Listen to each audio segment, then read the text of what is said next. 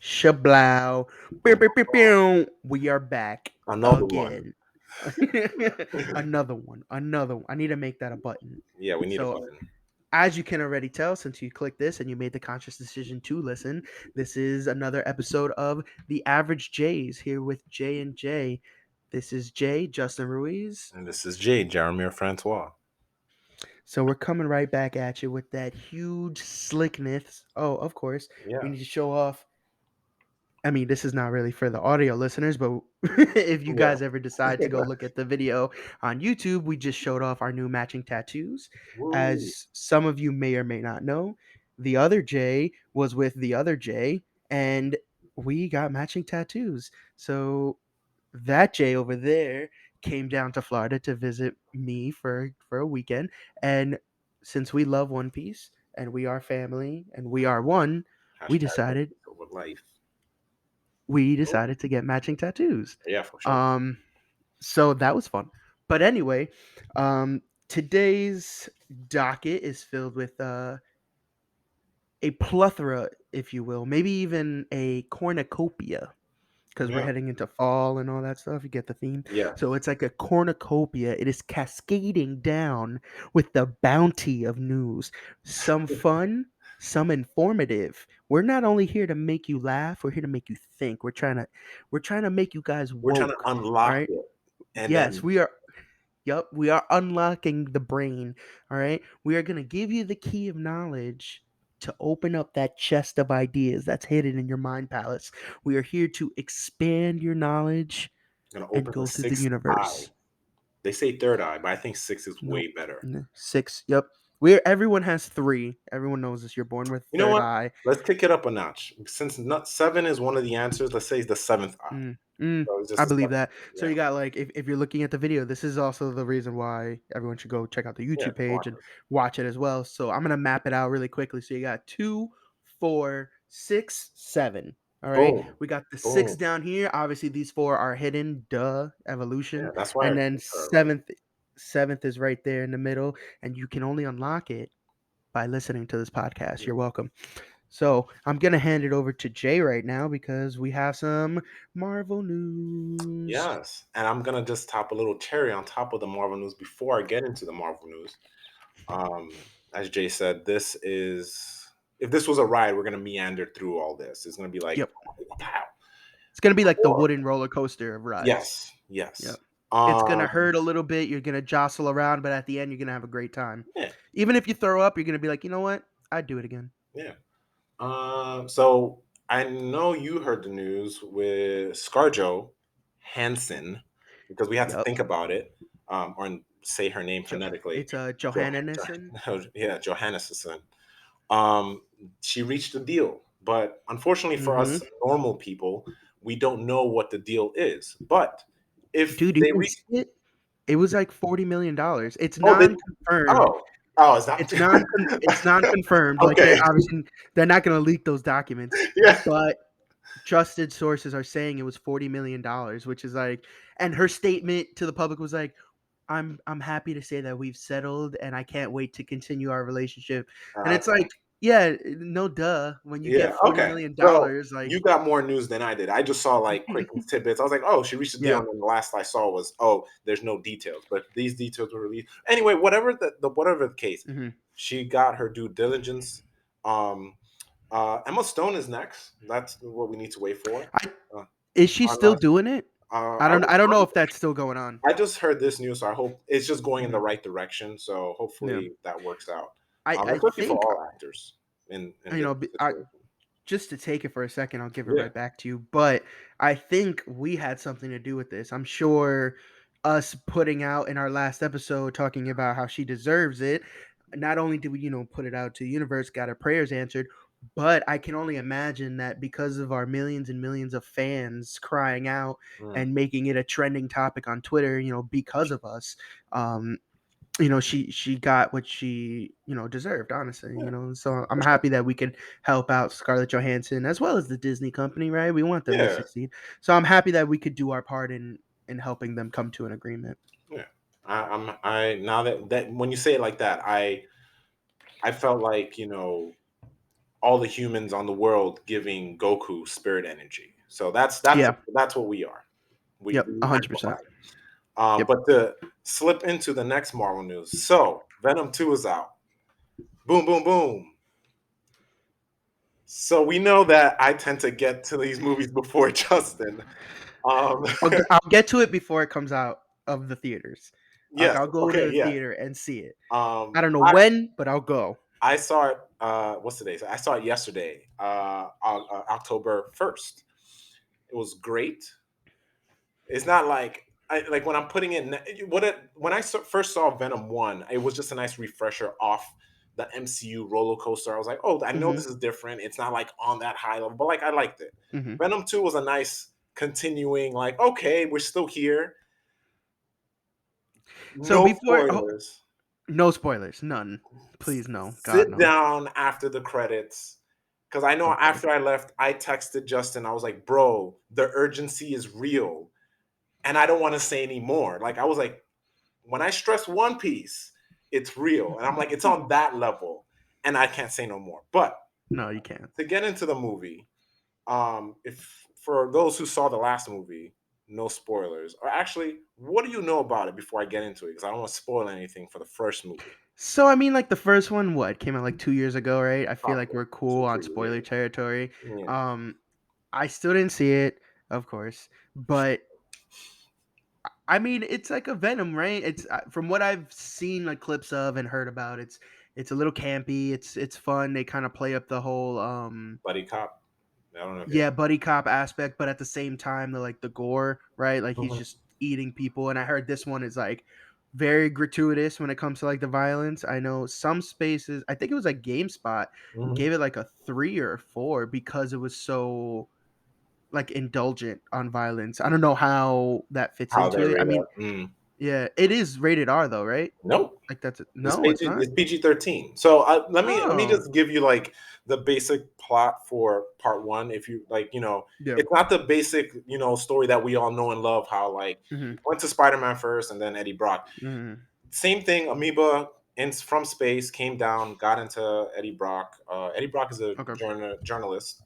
Yeah, that He's all tracks. yeah, that he's down in the dumps, whatever. And then we find out that the symbiote Venom himself, because they're different entities, is the loser of his race, while Eddie Brock is the Mm. loser of his race, of the human race. Mhm, They come mhm. together. The only reason they match is because they're biologically hashtag Yeah. symbiote. They symbiotic.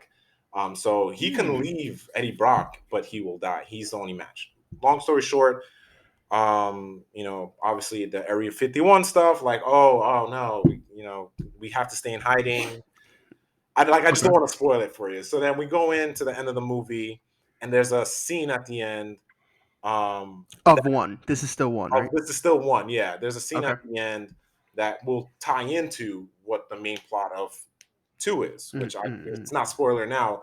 In the end of one, Carnage is setting up Yeah, for it's a cameo, right? yeah. It's Woody Uh, Harrelson yes. pops in. The funny thing though, and you're gonna love it when you see it, because if you, everyone should be able to see this. He has red curly hair, Yeah. and in this movie has normal like regular hair, but it's dyed red. Obviously, I'm pretty sure they threw a wig Nice. on there.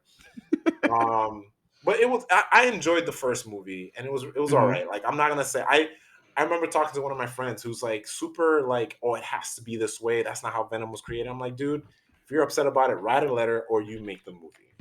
And the one thing I can Facts. say about this movie or about this Sony franchise of the Venom verse, I'm gonna call it that, the Venom verse. Coined it here first, guys.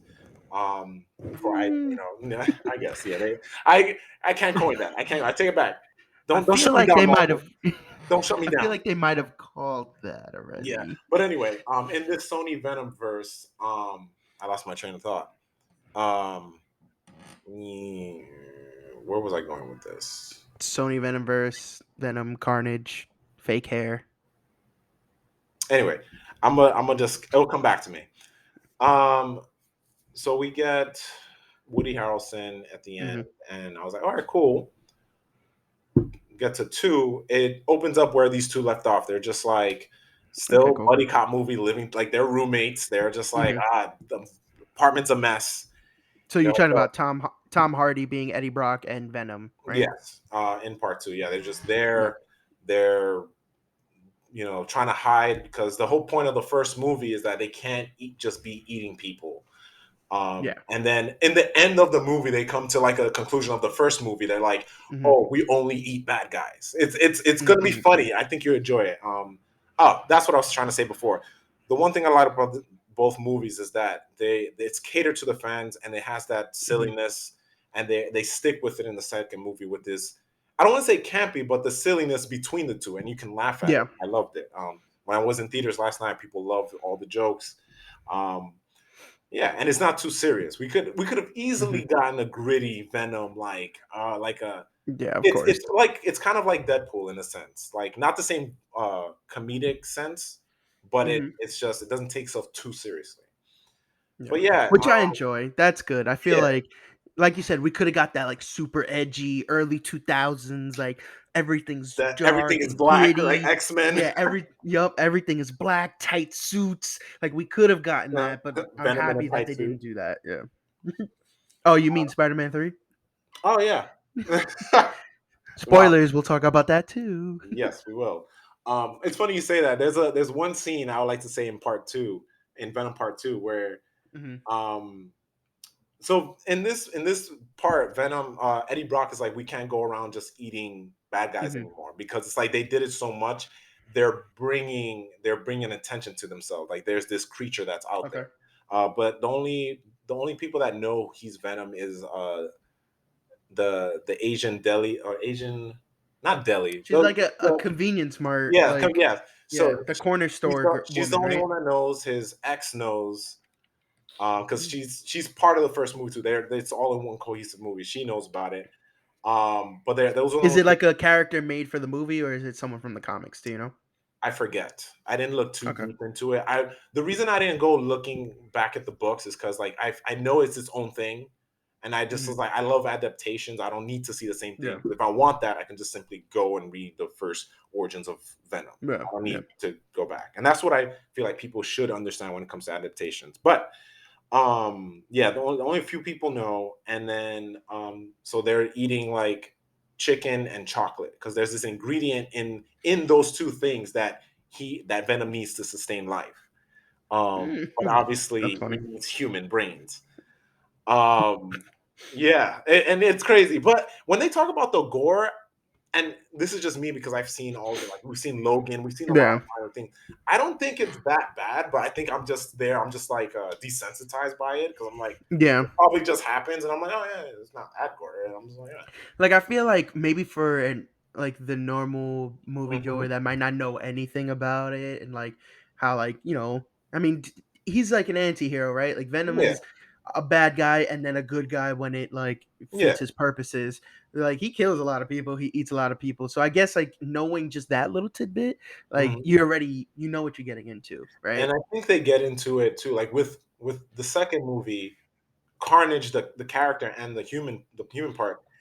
Yeah. That is body horror. If you've seen the trailer, like all his that's body horror. So I think Yeah, when he that part of it. transforms, it's very like visceral, Yeah, you more know. than Venom himself. And when Yeah. you get to see it, you'll see when you see one and two back to back, you'll see close like Mhm. that is more body horror than that.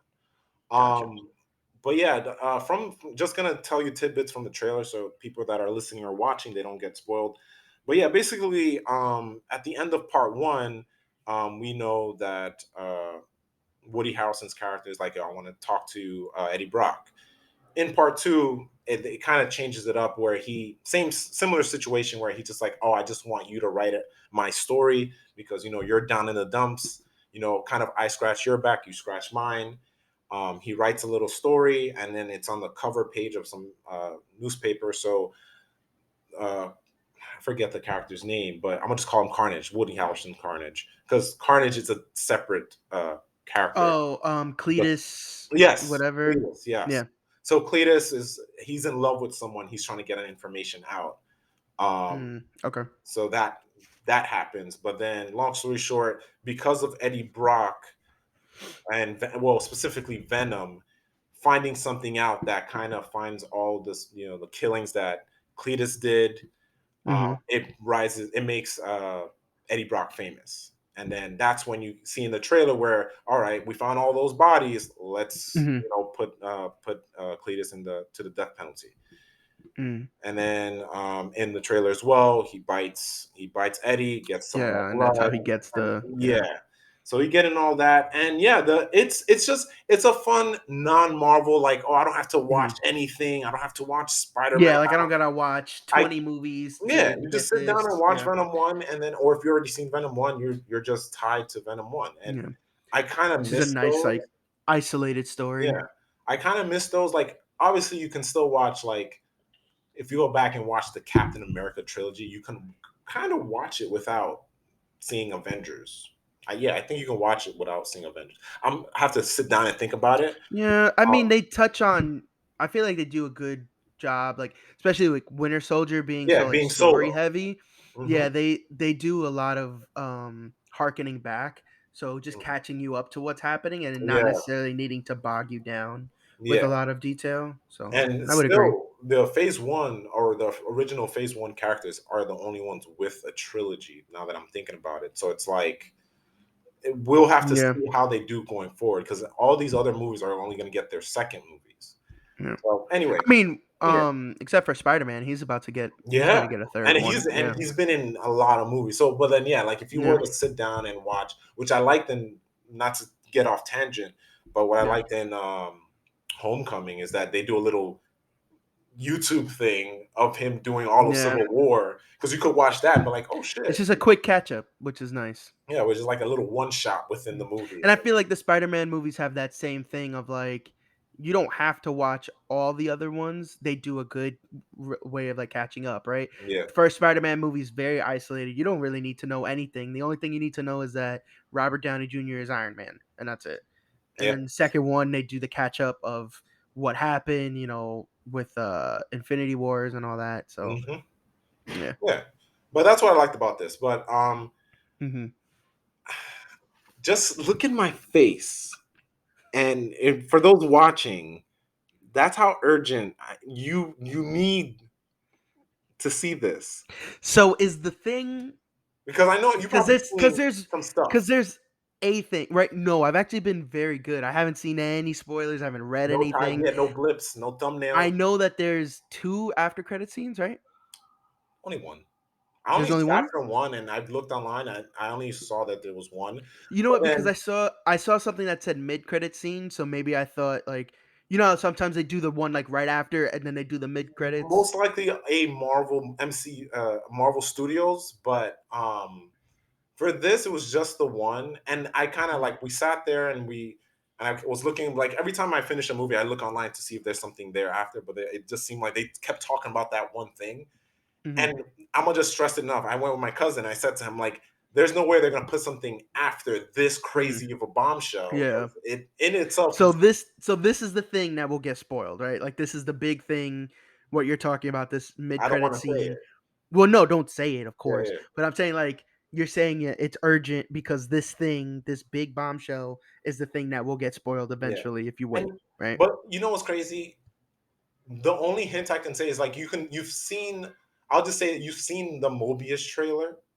Yeah, Remember, yeah, and no one's talked about it ever since. And I'm yeah, pretty sure part of it is because of the pandemic, but no yeah. one's talking about it. And, like, I remember, like, my coworker at work was like, "Yo, did you see Venom yet?" I'm like, "No, I'm gonna see it tonight." He's like, "Yo, the end credit scene." He's like, "It has to do this with this." And I'm like, "Whoa, okay." But I'm like, eh, it's it. I just need to stay tight-lipped. Okay, please do.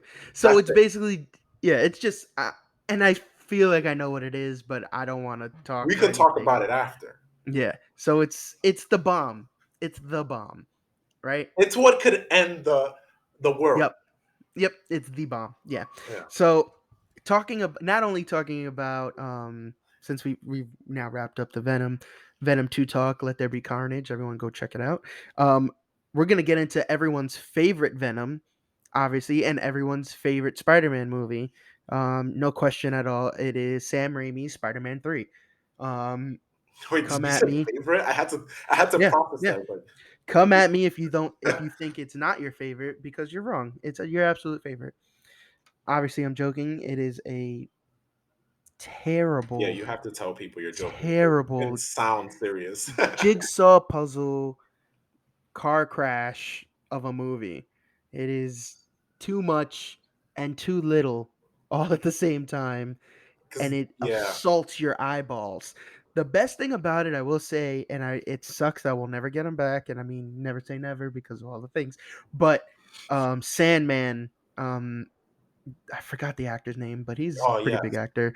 But yeah, it's that Sandman, his portrayal of Sandman in Spider-Man 3 was fabulous. It I was thought great. that he was written so well. He did the character so well. He even looked like the comic book character. Mhm. And I really hope we get like a snippet of him again. Like I would love to see him again in it. But anyway, Old Man Sandman.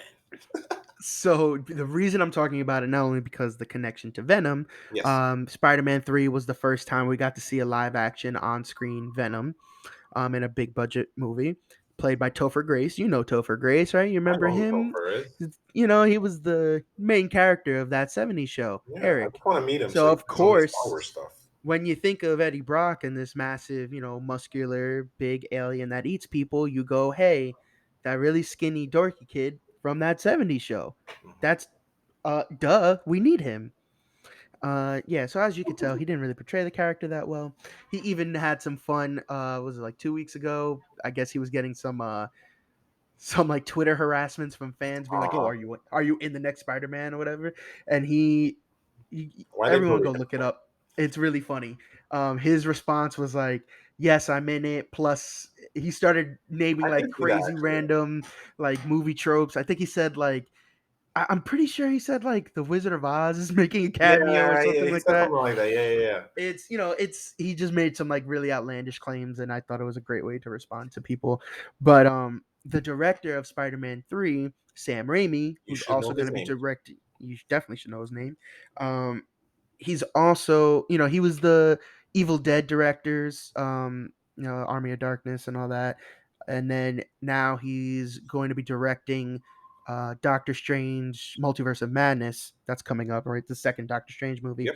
And he I feel like this kind of, I don't want to say broke the internet, but this was one of the quotes that kind of like been all over the place last week. And he was actually talking about Spider-Man 3, reminiscing on it, and he was unsure that he would ever get another chance to direct a superhero movie because Spider-Man 3 was so bad. Mm. So it's one of those things where unfortunately it really wasn't his fault. It Yeah, was, the men in suits and women in suits, I'm sure. Um, just giving him unrealistic things of like, we need more villains, we need more this, we need more this. And it was just like, it went against what he originally wanted to do, but yeah. because his hands are tied, he needed to do it, and it ended up being a huge jumbled mess that was a huge disappointment. But Mhm. like I said, he was so distraught about it because, from what I understand, and obviously if you see in his movies too, Sam Raimi is a dork. Like he likes pop culture. He's very into like superhero and supernatural stuff, and I'm very excited to see his take on Doctor Strange and the Multiverse of Madness. It's supposed to be a horror movie also, which is going to be awesome, I think. I really hope they But lean into that too, because they yeah, said if that they for the first one, it yeah, wasn't that horror. Go yeah, ahead, it continue. was more like the way I think about it is like Inception, very Yes, it cerebral was. almost. Mhm. Yeah. But yeah, this next one, I really hope they lean into the horror thing. And it sucks to feel like, imagine like through no fault of your own, this man also gave us one of the best superhero movies. Like it's touted as one of the best, Spider-Man 2, and obviously that's definitely because the portrayal of Doc Ock, what's his name, Alfred Molina. Yes. And he did such a great job and brought that character to life for many people, even non pop culture fans. There was the only superhero movie at the time really doing big things, and it was a great movie. Spider-Man 2 was fantastic, and it also gave us the video game Spider-Man 2, which is the first open world Spider-Man game where you just swang around and a lot of fetch quests. And I remember you had to give a kid his balloon like 3,000 times. I'm sure everyone remembers that. Um, I wish I played so that. so I'm really it's I'm happy that he's getting another shot because not only is he a great director, but I think he will do a great job with superhero material. So I'm happy that he is getting that, second or to what fourth go at it. Yeah. So I'm happy that Spider-Man 3 did not bring him to the depth of no return. So I can't wait to see that one too. I mean, we got a while for Multiverse of Madness to come Yeah. out, but Sam Raimi kind of, being happy about directing the next Doctor Strange. I think it's a ray of hope. I think it's cool. And it's just something I wanted to touch on real quick. No, And then yeah. Sorry. good, no good. Yeah, I wanted to touch on what you said before about when, like, for example, Spider-Man 3 being like his downfall. Yeah. You said it, like the suits always tend to meddle and stuff. And I you can say that the same thing with Zack Snyder. Same thing. Like they're not bad Hmm. directors. Like you're a bad director if you keep doing bad movies. But sometimes when if you follow movies, like you saw Spider-Man 1, you saw Spider-Man 2, Spider-Man 3, something is wrong with that, and then that's when you do your research. Like Yeah. I remember when and Spider-Man 3 holds a special place in my heart because that was the first time I went to the theaters with, like, for those who are hearing for the first time or getting to know me for the first time. When I was younger, my dad was very strict. He was like, No. PG-13 movies, you have to be 13.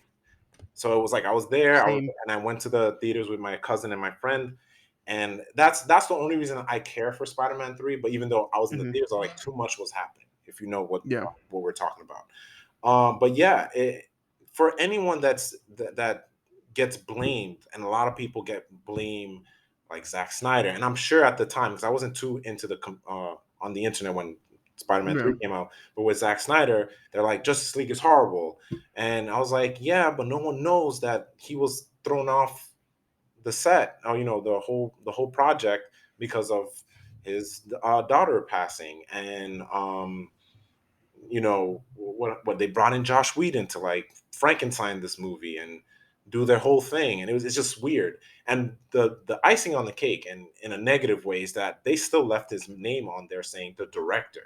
So when you're the director, you get all the attention. So you're sitting there like Sam Yeah, Raimi's good back. or bad. He Yep. he's the one who brought in Venom and Green Goblin.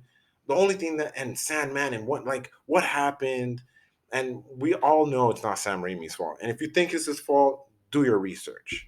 But I just wanted to clarify because that comes back, that stems into the artist in me because it's like Yeah. you got the suits messing up your stuff. It's like go do your independent stuff, and Yeah. you get Yeah, something it's like just one of Chronicle. those. Yeah, it's one of those things where like you need, unfortunately, especially with these big budget like blockbusters, and now with the MCU doing gangbusters as it is, they don't have as much creative control as we think they do, Yeah. right? Like at the end of the day, they want to make a cool movie that everyone's gonna get to see, right? They put butts in seats, and that equals revenue, right? Hmm. It's to make as much money as possible so they can pay for the thing that you just watched, pay for the actors that are in it, and then also go home with some money. Hmm. So everyone in the studio has to make money, and unfortunately sometimes I think that mentality kind of goes over the heads of the directors, and they're just like, "Hey, we need to make money on this, and you're going to do it this way." Hmm. Just because we need to sell toys, and we need to sell video games, and we need to sell all these other things. So because of that, you're gonna do X, Y, and Z. And he's like, "Oh well, I didn't want to do X, Y, and Z." And they're like, "Oh, that's not our problem. Yep. Make You it signed the work." paper. Yep, you sign this paper. This gives us your soul for a little while. So it sucks, but again, I'm happy that Sam Raimi is excited to come back. I'm happy he's getting this chance again to do his thing, and I hope that MCU, this time, because before it was just Sony, Marvel, and Yeah. Spider-Man was the own thing. So hopefully MCU is really giving him the space to stretch his wings, which I feel like they've done with most of the directors, especially like after Phase 2. Yeah. There's been a lot of experimentation with these heroes and like different storylines and different movie genres and setups. Yeah. So I think he'll be able Yeah. to nail it pretty well. Yeah. And then They took their hands off a little bit off the brake, or rather, their yeah, feet off the brake on that. yeah, hmm for sure. And then I guess segueing into studio debaucheries. So I don't Yeah, know I how want to know many where you're going people. with this. You said So I don't know debauchery. how many people remember the seminal height of cinema, which was the 1990s Super Mario Bros. Movie, Oh, that was a great movie. starring, yeah, starring John Leguizamo and The guy from Roger Ah, Rabbit. What is uh, his name?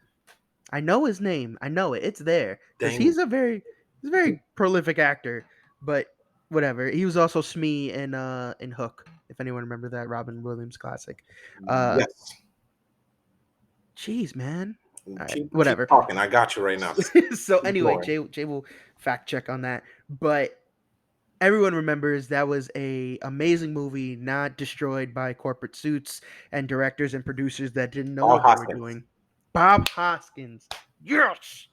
So Bob Hoskins, um, yeah, everyone knows that it was a fantastic movie, 10 out of 10. Pretty sure it won all of the Oscars that year. I Yeah, think I so. think all of them. I'm pretty sure all of them. So fast forwarding to now, They actually in won that movie reality, upside down.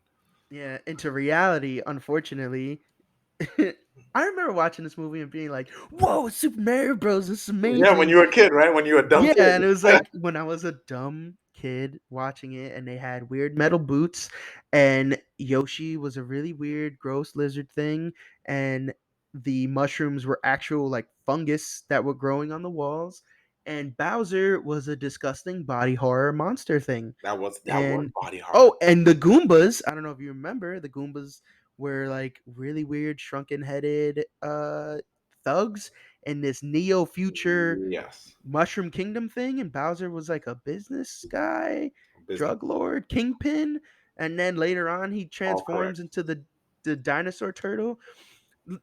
If you think what I just said was a fever dream and I need some sort of medical attention, I don't. That's real. This is a real movie that was made. And I know you're thinking, "Oh, John Leguizamo, is he Italian?" He's not. He's not Italian at all. And the reason I'm mentioning John Leguizamo because this is going to blow your mind. He went on. Okay, let me rewind a little bit before I Yeah. get to the John Leguizamo news. So, sticking with the theme of new movies and things that are coming out, Nintendo announced the cast for the new Super Mario Brothers movies. It's being developed by oh my gosh, what's that studio that makes the Uh, Minions?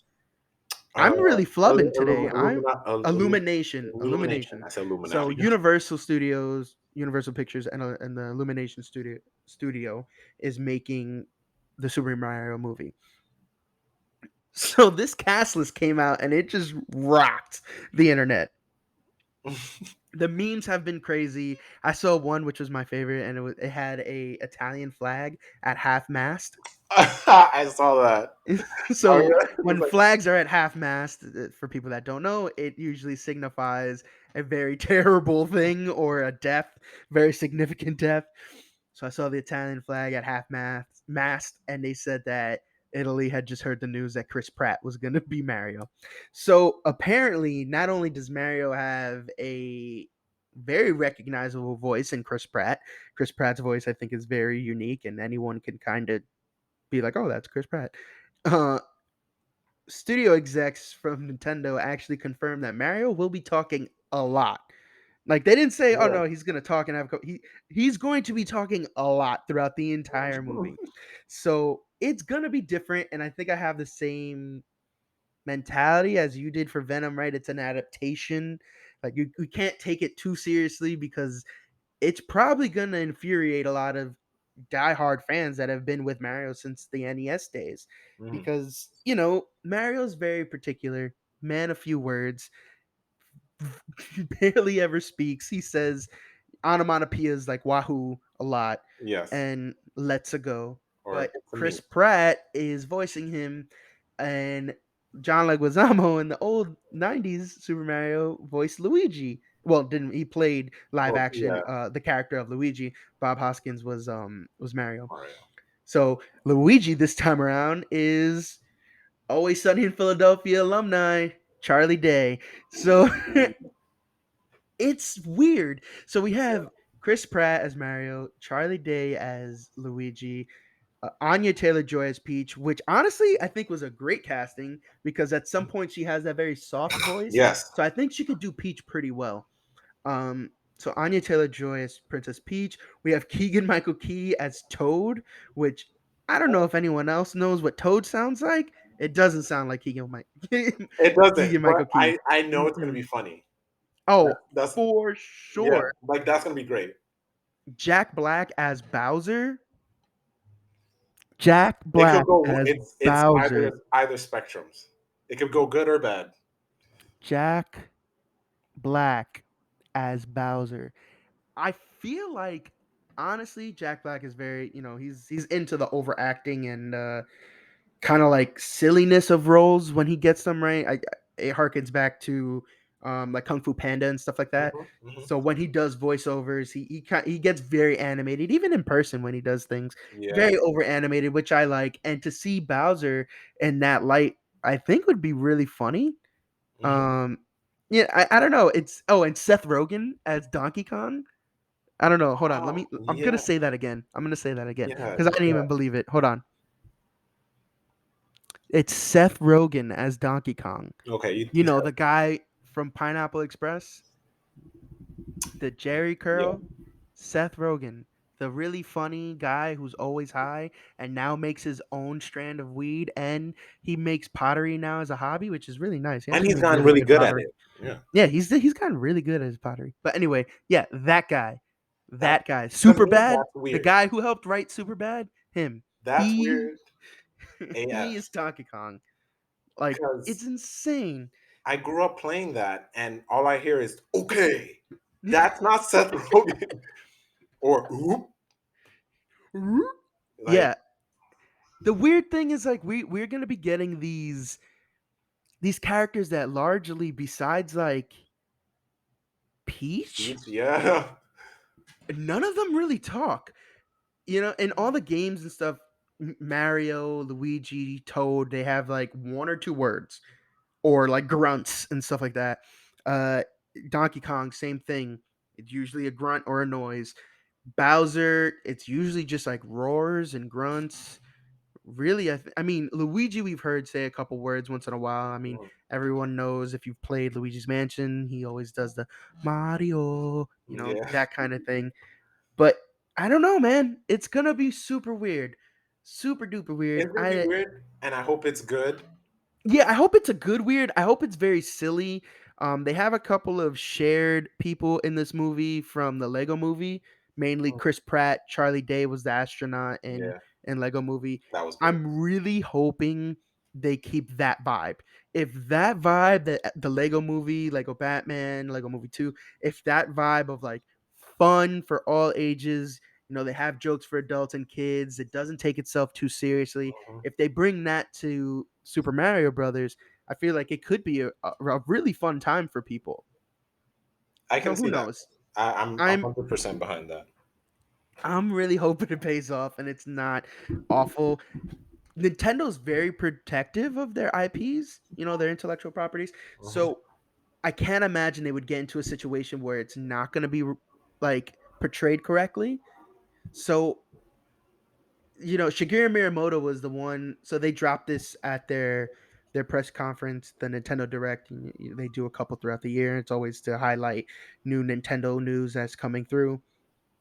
Mhm. So they dropped the cast list, and Shigeru Miyamoto, the creator of Mario, was actually there doing it. He was very excited, and to me, that's a good sign.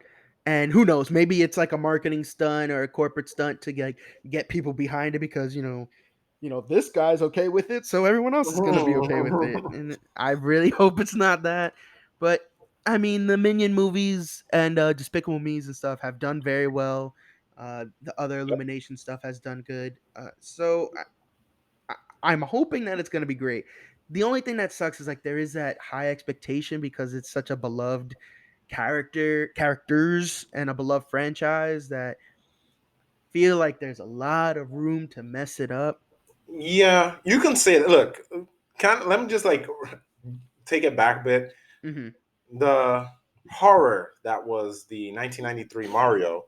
The only thing I will commend it for is for being made because it did start. It start the race, and video game movies always do Suck. most likely suck. As of late, and I remember Sonic is one of the first that was like Yeah, that was it was like doable. really good. Yeah. Like I remember seeing Tomb Raider. I enjoyed it, but it wasn't they were really trying to follow the game, and I was like, cool, whatever. Don't go watch that. It's not. Another movie that they're redoing. They're making a Also, they're new. gonna redo it again. So they're gonna do it. It's supposed to follow the new was it Square Enix version Yeah. or no So Crystal Dynamics version of Tomb Raider, the modern one.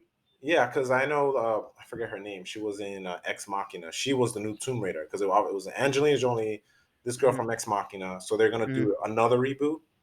I no, I think it's a continuation. I was in it. Okay, okay, okay. Yeah, because that's they're following that video game because Yep. that was what got it really more popular. But Yeah.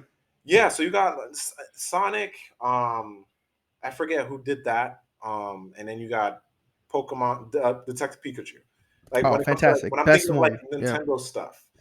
Yeah. And I really hope they do what we talked about a couple years back, that dream of a We're Super not. Smash movie. Yeah, it would be We're not ready for that. it would be the MCU, and the Avengers movie would be Super Smash. And For that to be a thing, we would have to get a Zelda movie or series. And I know Netflix had that, and then Nintendo pulled the plug because Netflix let it leak that they had the Zelda IP and they were making the series. mm, So we'll see what for happens. that and a Zelda movie, I think that's like a way bigger ask because I need there's no room to mess up because Zelda is such a weird background and all these different timelines and storylines and such a dedicated it's, fan base. yeah, Like, so I mean, it'd be great. we But need a team of those people.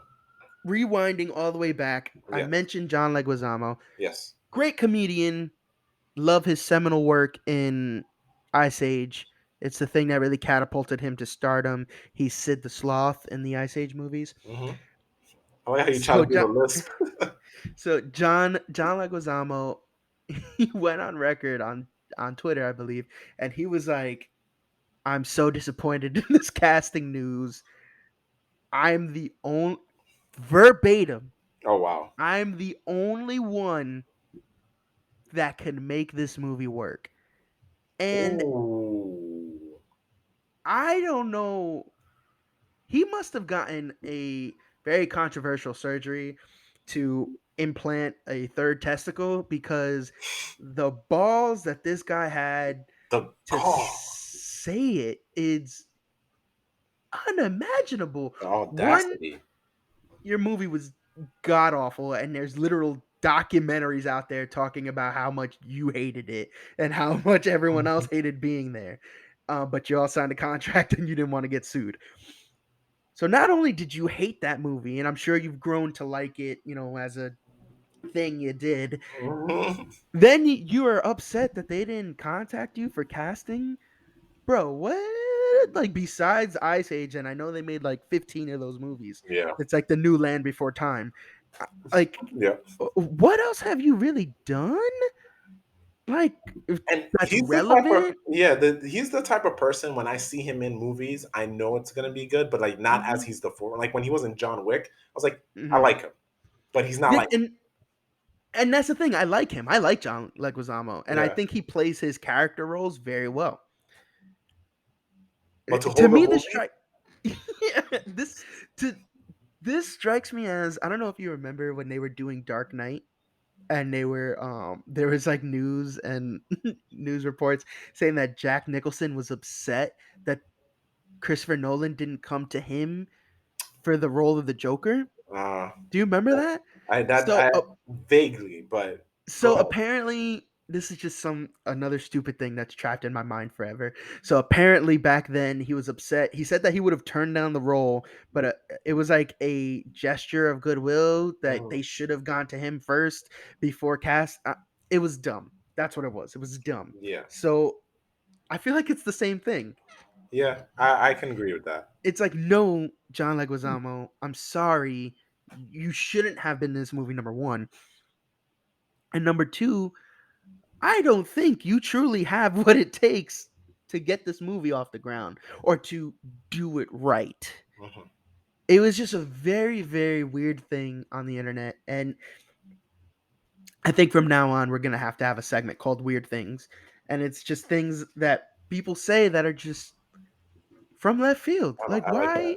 Yeah. why in the hell do you think you deserve to be in the star-studded cast? Number one, I mean, you're a great actor. You've done Yeah. your thing, and I'm sure you've won many awards. And I'm not there, and you're a great comedian. Well, what the hell makes you think that you should Like be in this movie? if he had something to back it up and we read it Yeah. and it was like, oh, okay, that's okay, that makes sense. But don't just Um, that's like going into the we baseball don't do. field. Oh yeah, my dog is like being weird, so I'm just holding her close to my heart. Her name is Cece. That's like going into the baseball field as a normie, just Yep. going in there and Being like, going to the field at I the got this, Yankee guys. side, telling the Yankees, "I got this," and then you go up to the plate, and you know how the signal. Oh, hi there. You know how you call home run before you do the home Yeah. run. Yep. The Babe Ruth thing. Yeah, Yep. and then you just don't Strike hit it. out. Yeah.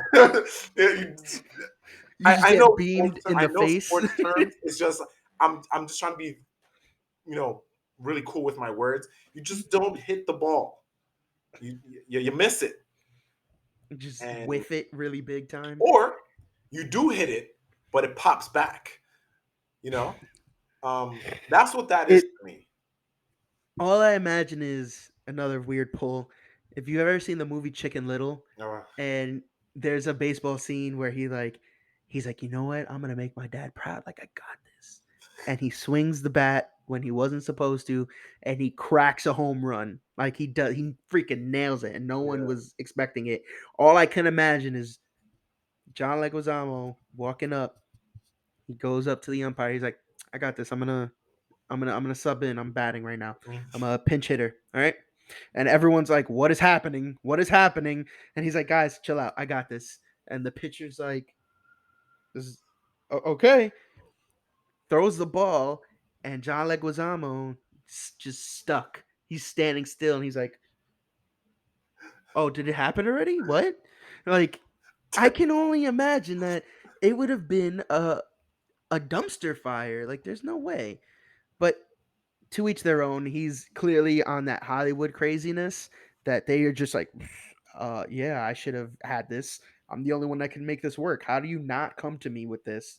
It's not like he's been like it's not like he's the guy from Power Rangers. What's his name? Jeff, whatever. Oh, Jason David Frank. Or yeah, Jason. Yeah, it's not like he's that, and he's that guy who's been campaigning for decades for new Power Rangers content, and he's always in the different series, and he's always And writing, he's and he's doing his always own like, thing.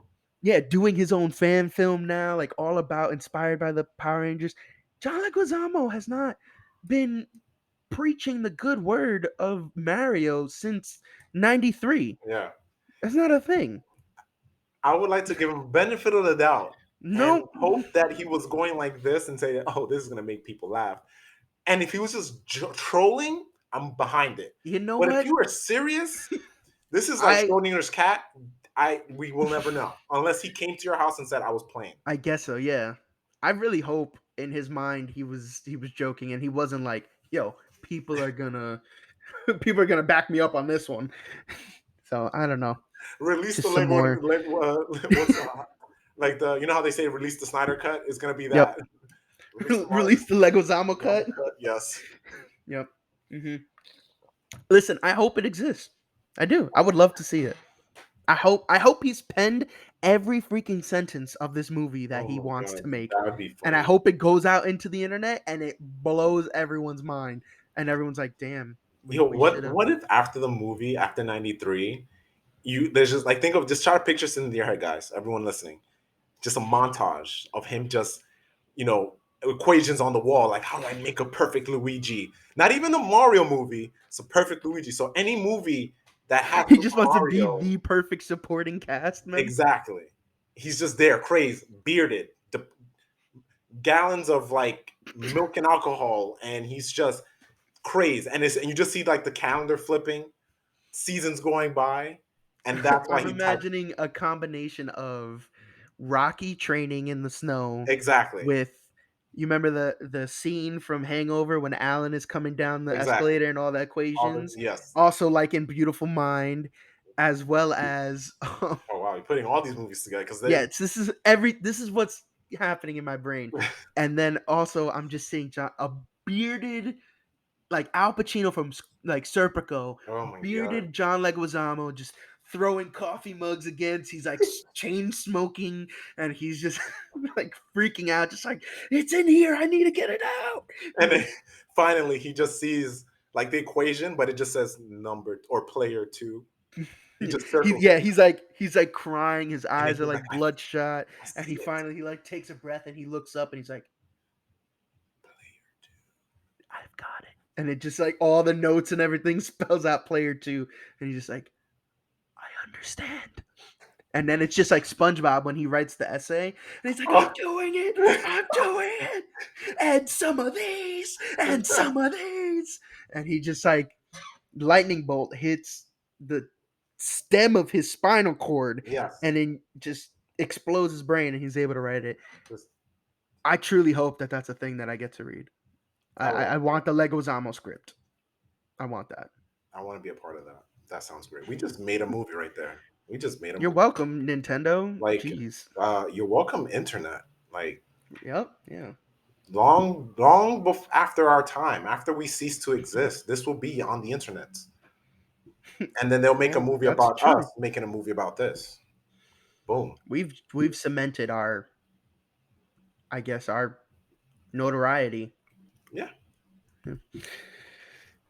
So from one heated fever dream to an actual real life informative event, we will hand the mic off to Sir Jeremy Francois so he Yeah. can Hopefully you can't. educate us in some goings ons of some things, man. Some very important things. Important things. And important for me. And while I'm educating you people, the fans, I'm What do you educating mean, myself. you people? I mean us people. Just gonna educate everyone, including myself. Hmm. So just to like start back, well, this is the first day of or second day of October, and a few weeks back we saw images. A lot of people saw images of Hmm. these rangers whipping, using ropes to capture or shoo away whatever they were doing to keep immigrants from coming to the U.S. Haitian Yeah. immigrants. And I myself, if you don't remember, I am Haitian American, born and raised here. Um, to me, that's just I can't even find the right words Yeah. to like. The simplest word I was like, that's it's not good. It's evil. It's the why we. It's a similar image of slavery back in the day. That's all Yeah. I can say, just to keep it simple. I don't want to get too wordy with this, but while this is floating or not floating, just all over the internet, all over social media, um, one thing that came across, I found this Amanda Seals. If I hopefully I'm saying that correctly. I follow her, and she posted uh, these notes or these things called six ways Haiti helped the USA. Yeah. There was one thing that I learned. This was like after the height of, or not the height. This was after. Give me 1 second, because she's just playing with my dog is playing with her little chew toy and it squeaks. So we're just Anyway, gonna fill the space. Okay, just he's throw that but yeah, like basically Haiti, after they got their freedom from France, they were rich. They had a lot of money, and it was taken away. And I'll get into that. But before I get into that, I wanted to say like my knowledge. So for me, my knowledge growing up, I just thought I was a regular black kid from the islands just growing up, and I was just like, whatever, growing up. Whenever people talk about France or Haiti or black people, when you're in the class, kids are just like looking at you, and then when they're talking about slavery, and it sounds funny, but then it's also like, why, like, I was the only like dark skinned kid in my class, and I'm like raised. I was in a place where it was like Dominicans, which also are black, and we're gonna say that they're black too. All Caribbean islands, all black. Um, so yeah, my dog is just walling out. Sorry. So yeah, growing up, I hear about Haiti just being the poorest country in the Western Hemisphere, and that's all I knew. We're just poor. Mhm. and it's just like they contributed nothing. We're Yeah. just there. We're from the triangle slave trade. We just came from Africa, and then we were just plopped into this island. Mhm. And then fast forward to now, we see, Haiti's getting hit. This is the second earthquake in the last 10, 15 years. I want to say no. Yeah. I want to say within 20 years because I can't pinpoint. I think it's 15. Yeah. And they helped Haiti the first time. And the one thing that sticks into my head, like, the entire world trying to send money, trying to send all this. Hmm. One thing that sticks into my mind, George Clooney saying we need to help Haiti even though when the cameras are off. Yeah. There I feel like there needs to be more cameras because there's no way for me to know unless I did my research. There's granted there's a lot of things going on in Haiti. There's a lot of corruption. It's a lot of stuff going on. It sucks to say this, and I remember just yesterday I was talking to a fellow new writer friend that I made. He's Haitian, and he's like born and raised over there. He was like, "Yo, you gotta go when it gets better." And it sucks that when I talk to Haitian people, it's like you, I want to go there when it gets better. It's When it always gets the same better, thing. yeah. It's always the same thing. And then if you do go there, it's just a resort. Like I remember the last time I was there, I was 8 years old, 29 now. So it's like it's a big time jump. Yeah. Yeah. So yeah. So then now, after the height of the protests of after George Floyd's death, and the whole world is watching, there's a lot of things, black related stuff popping up on the internet. And the one thing that stuck out was that Haiti was rich. They were rich. They were one of the richest countries back in the day. After they got their freedom, and France bullied them into taking their money, and I'll go through this right now because they would basically bully them to take their money so they can have their basically buy your freedom, give me your money, or Yeah. we'll send a navy to just take you all out.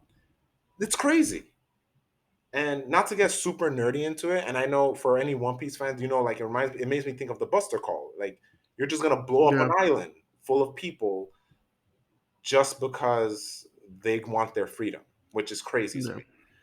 But I just wanted to like just drop some hints, and then I would like to, Justin, I would like to hear your like thoughts on these, or just because you might have not known this. So here, just to start out, during the late 1700s, Haiti was the richest colony in the world. So the world, which is crazy, making more money than the Spanish Empire.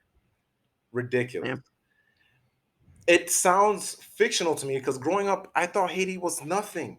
They didn't teach Yeah, me you had this about whole other like image of it, and like you yeah. said, they didn't teach you. Like it wasn't taught here in the states. Exactly. So it's crazy. So then we go into, when battling the US, when the US was battling against the English during their revolution. So it was during their revolution, Mhm. France, after making their wealth off Haiti, gave that to the US.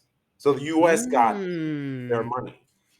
And there's been a lot of stuff that I found online where I don't want to say hashtag, just blips of articles and stuff. How I think it was in modern history that um, someone was saying France needs to repay Haiti for all their money and with Yeah. inflation. And Mhm. I believe France said, Reparations, yeah, right? reparate. They were just like, no. They were just like, no. And I was like, really? Nothing? What, these little trinkets and chump change after their, not hurricane, earthquake to Yeah. help them out? That's not going to be enough. We need to, like, person, me saying this, we need to restabilize their economy. Like, that's how I got, Yeah. like, but then there's a bad side of things because the US and it's infiltrating and trying to fix other countries is a bad thing too. So there has to be some way. I don't know the answers. I'm not a political person when it comes to like fixing countries. I'm not gonna get into that. Yeah. So basically, the U.S. got Haiti's money from France, which is crazy, Mhm. to help their revolution, which is crazy. And that bogs my mind. So basically, France used Haiti as a transient point to send their military aid to America during the Revolutionary War. Another thing, kind of reminds me of like Guantanamo Bay. So Yeah. France's army went through Haiti Yes. to get to the US. Yes. So at this point Haiti's already free. They've paid their freedom They paid to for the freedom. France. Yes. And then France is still using them as like I As- guess a naval operations and then transporting their stuff through Haiti because everyone has to stop refuel and all that stuff Yep. and then to the US for their revolutionary effort.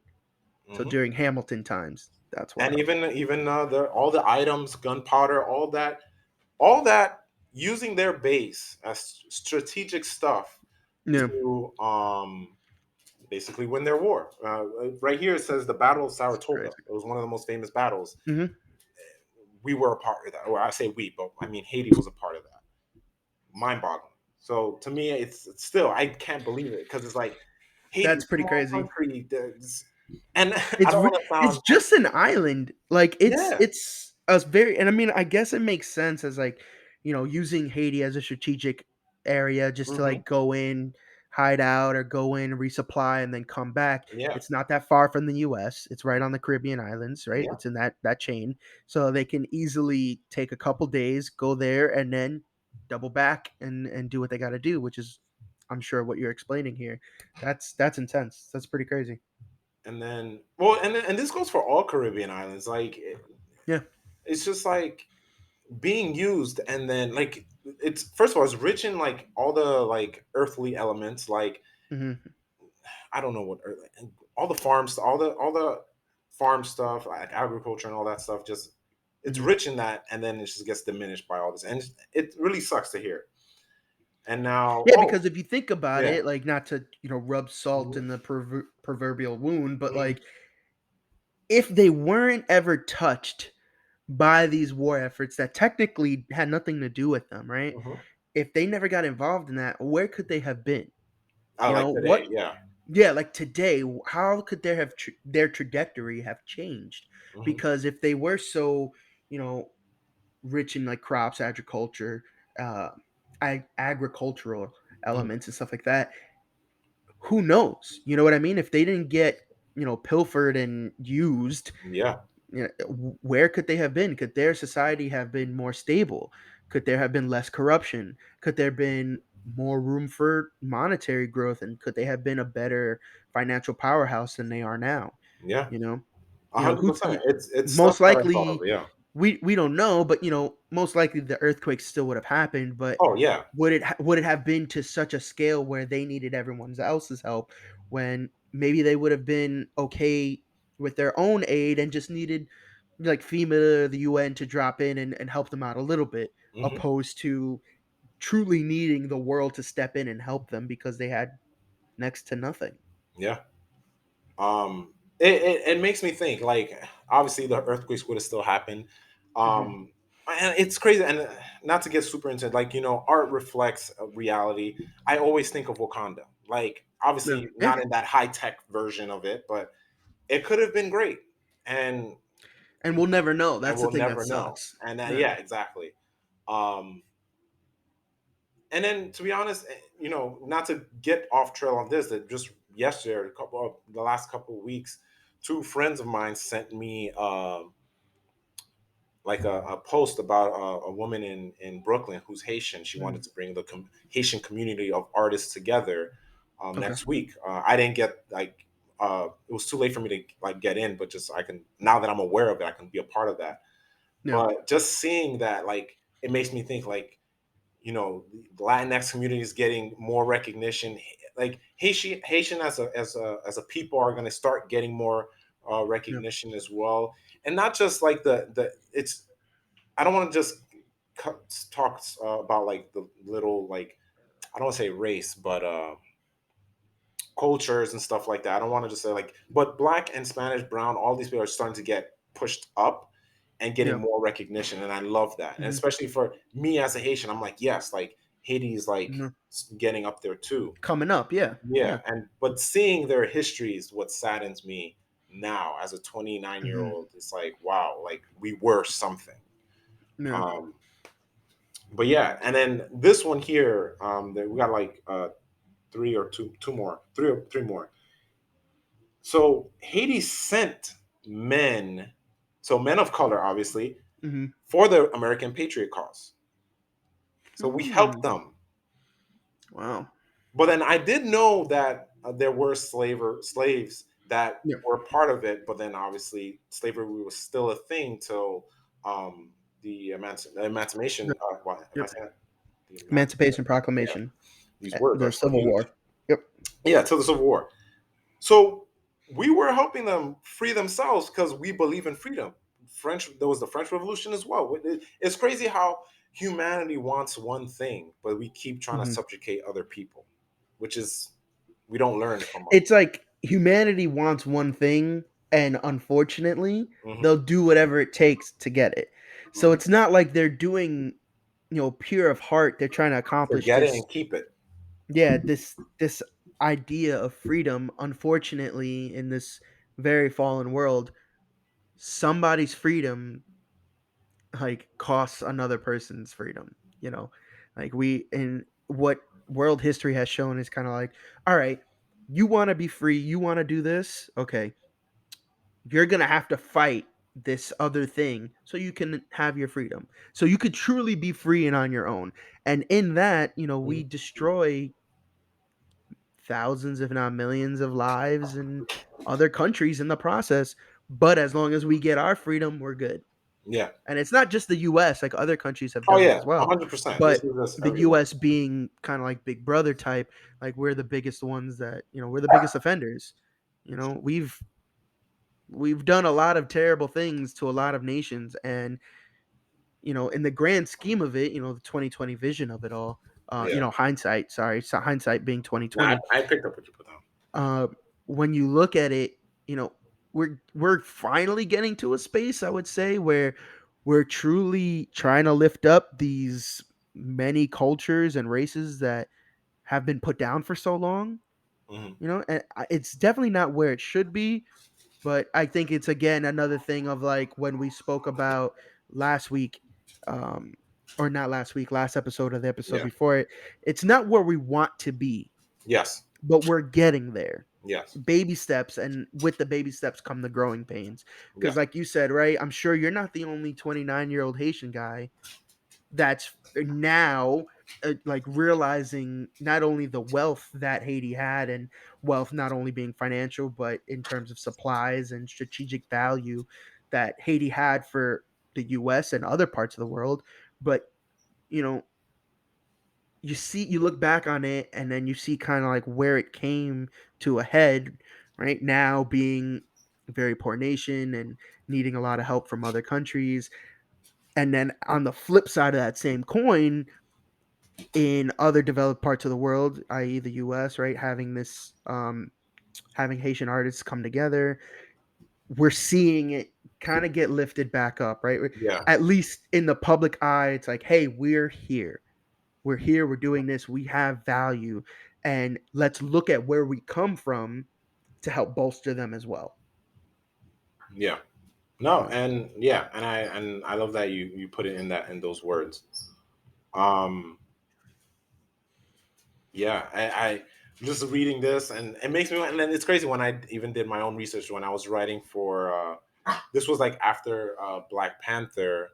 Hmm. They wanted Disney wanted to do they did an incubation for they opened like Yeah. this incubation for people of color to write their own stories and submit it, and that had me do research on voodoo. Hmm. And voodoo is always seen as a bad thing. When I went and Yeah. did my research, it stems from Christianity, Hmm. and it's not a satanic thing. And then when I looked at it, it was a combination of Christianity and nature. But Okay. that's a beautiful thing. That's not something that's dark and evil. So when I remember in class one time, they're like, "You don't know about voodoo?" And I was like, "No." They're like, "Yeah, that's witchcraft stuff." And I was like, No. "Yeah, I'm just a normal Haitian American kid Yeah. doing my thing." So I don't Yeah, you're not sacrificing chickens or doing know. anything wild, like making potions in the back of the class. You're You're like, oh, right. you don't know about voodoo? Like, And this was like I forget. I think it was one of my teachers, seventh grade teachers. It was she was Filipina, but she was telling me like you don't know about that. And I was like, why do you? I don't know. I'm 13 years old. I just go to school here, dude. Yeah, Like, I'm trying to learn science. He was like my science yeah, teacher. I'm just trying to learn that. yeah. It's like no, I don't know every corner of my culture because I Yeah. was born and raised here. Sorry. Yeah, no, I get that. But yeah, just to like kind of like close it up because everything else is Mhm. just like what I've said before. Hey, hey, Yeah. stop. He's bored. I trapped her in here. Come here. She's over there. Um, basically just if it wasn't for Haiti, they would not have gotten all those like southern states like Louisiana, the Hmm. what was it? South, yeah, it was Louisiana, Arkansas, Oklahoma. Like these were like a lot of states that they America would not have gotten because of that, because of the war and all that. They would not have Yeah. gotten that. But yeah, that's to me is mind boggling, and Yeah. it's crazy that I never would have thought yeah, that Haiti had such a pivotal role in the American Revolution. Like that's pretty crazy. like it's like George Washington came and we were good. Yeah. And to me, the social study books were like, if you remember in Captain America 1, when Captain America was punching fake Hitler, Yeah. that was Washington to me. He kept punching King George the King George. Third. I don't know, King George. I don't remember what number, but King George. That's what that social studies looks like. Yeah, the white man came over to this new land that is now ours. Yeah, the Native Americans were there, but we're here, But and we had the first Thanksgiving and we didn't rape and kill them. And yeah, then and then we didn't like their taxes, and for some reason it just didn't seem right with us. So we want to be our own people. Oh wait, Mhm. France freed themselves. There was a French Revolution. We need to do the same thing.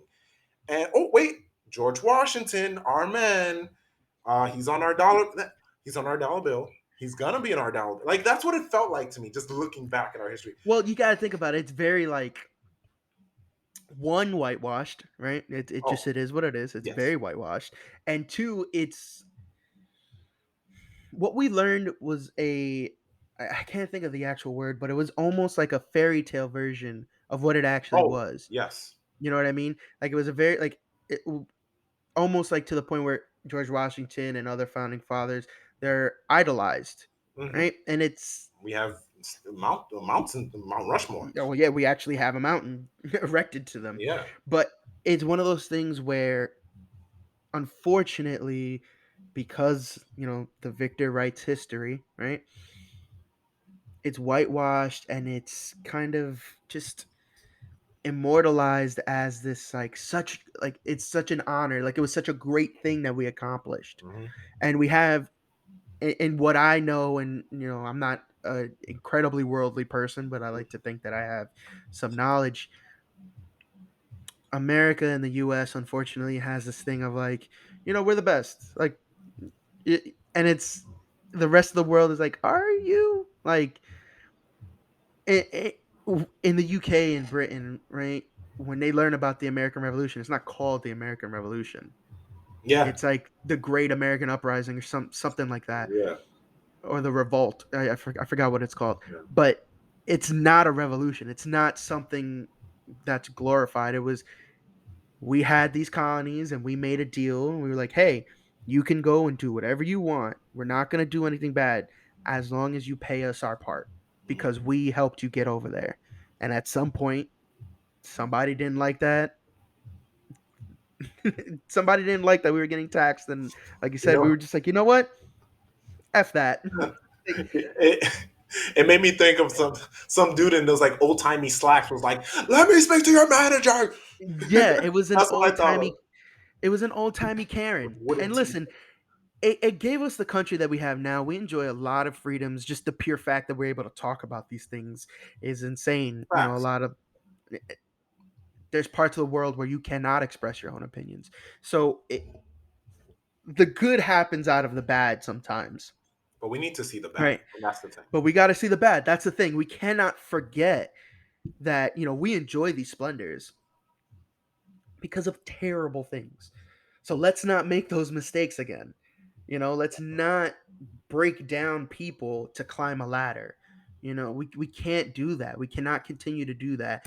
We're just waiting for the human race's downfall, like we need to why and it's harder. It's harder to lift others up while you're trying to lift yourself up, Yeah, right?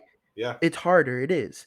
But that's what we need to do as individuals, right? And as a nation, as a country, as a race, as a world. as a human race, yeah, As a world, we need to get into the I guess the pattern, right? The ritual of bringing others up with us.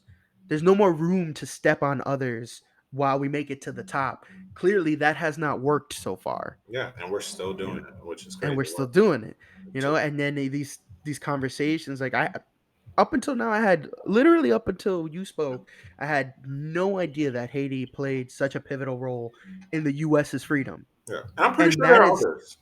and that's upset. And yeah, you're right. There probably are others, and that is upsetting. Think about that. We are so self-involved as a nation that growing up, our like state and federal mandated coursework had nothing to do with them. Social studies had nothing to do with them. Why are they not mentioned? You Yeah, know, France is barely mentioned. I mean, like, it's a thing it, that like yeah, France helped us out, but it's all about America and what we accomplished, which it should be. But why aren't we giving more of the share of the glory, right, to these other places that helped us out? yeah. Like I know, and to be honest, and like I said, I'm not a political person who looks over. I'm not a what's the I forget the term of the head federal person who oversees educational stuff. Um, but I feel like when writing these books, it should be like using Haiti as an example. Yeah, Haiti, we used them. It was a terrible thing, but it helped us do this. Like, admit terrible. We know this. All right, cool. You admit it. At least start there, because I Yeah, know. I like I said again, guys, people listening.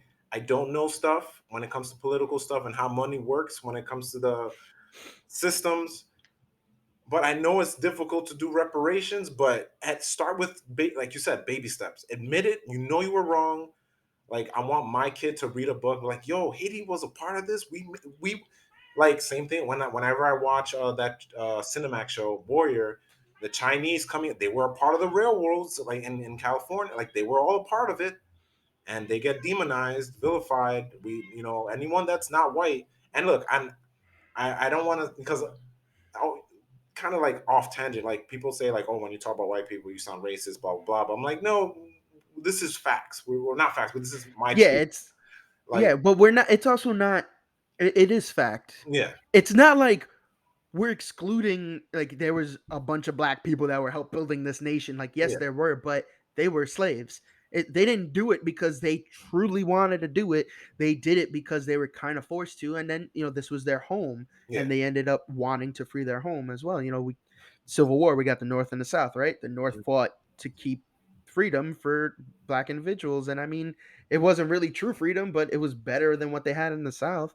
yeah, You know, it's one of those things where you're right, like, and it's because the main race in America was white, right, the majority, and they won. That's it. There was good and bad people, I'm sure, on either side of every conflict, oh yeah, but the only one that matters to the world is the one who won. yeah, They won, so they got to write their version of what happened, yeah, and their version of what happened vilified those who weren't white and those who weren't living in their area. yep, At that time, it's just what it is. It's fact. It's not fiction. It's not any one individual's truth over another. It is fact. yeah.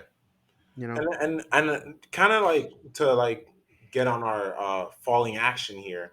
I kind of yeah, want to say like I would rather learn about these things educationally instead of yeah, like I know like there's some I think it was a movie or show. It's like what if black people were the slavers and the white people? Like I get it's a thought concept for like shows. yeah. We get a lot of these Like a slave creative, movies. yeah, a Yeah, when it creative comes to thought like I'm like concept. I and a lot of black people. I'm happy I'm seeing this more on social media, and I've said it myself. I'm like yes, we know slavery is bad, but stop showing it. I want to see like black art. I want to see Yeah, black people in space. I want to see more of that. Like, and then we can get into the nitty gritty at another time. Like when it comes to like the BT shows, it's like why does it have to be another Tyler Perry thing? Tyler Perry's great. He did his thing. But why does it have to be about baby mamas or drugs? I want to see a secret agent black dude. I want to see him save the world single-handedly from aliens. I don't know. I want to see something outlandish freaking high fantasy King Arthur black person. I don't know. Like I want to see some cool stuff. I want to see Lord of the Yeah, Rings. there needs to be more normalization, right? And not just so Exactly. much of like, And that's the word I was looking for. this is it's the black version, or this is, here's another 12 Years a Slave movie. And I think it was, I was listening when 12 Years a Slave actually came out at Mhm. the same time. um was it 12 Years a Slave? Who was in it? It was either 12 Years a Slave, or there was another movie, and it had to deal with slavery. And I was listening to High 97 at the Yeah. time, and one of the female hosts, it wasn't Laura Stiles, but it was one Yeah. of the, like, the lesser known hosts that they had, um like whoever, like producer or something like that, was chiming in, and she was upset. And I remember Ebro, the main host, he was like, what was, like, she like grunted almost. She was like, ugh. And he was like, what's the problem? And she was like, well, what bothers me is that movie, the serious movie that was, it was talking about slavery and stuff. She was like, that movie won't get as many people as Medea. She was like, the 50 billionth Medea movie that came out, everyone's gonna go see that and not see this Hmm. educational film that was, I'm pretty sure, written and starred by black actors and black writers and everything.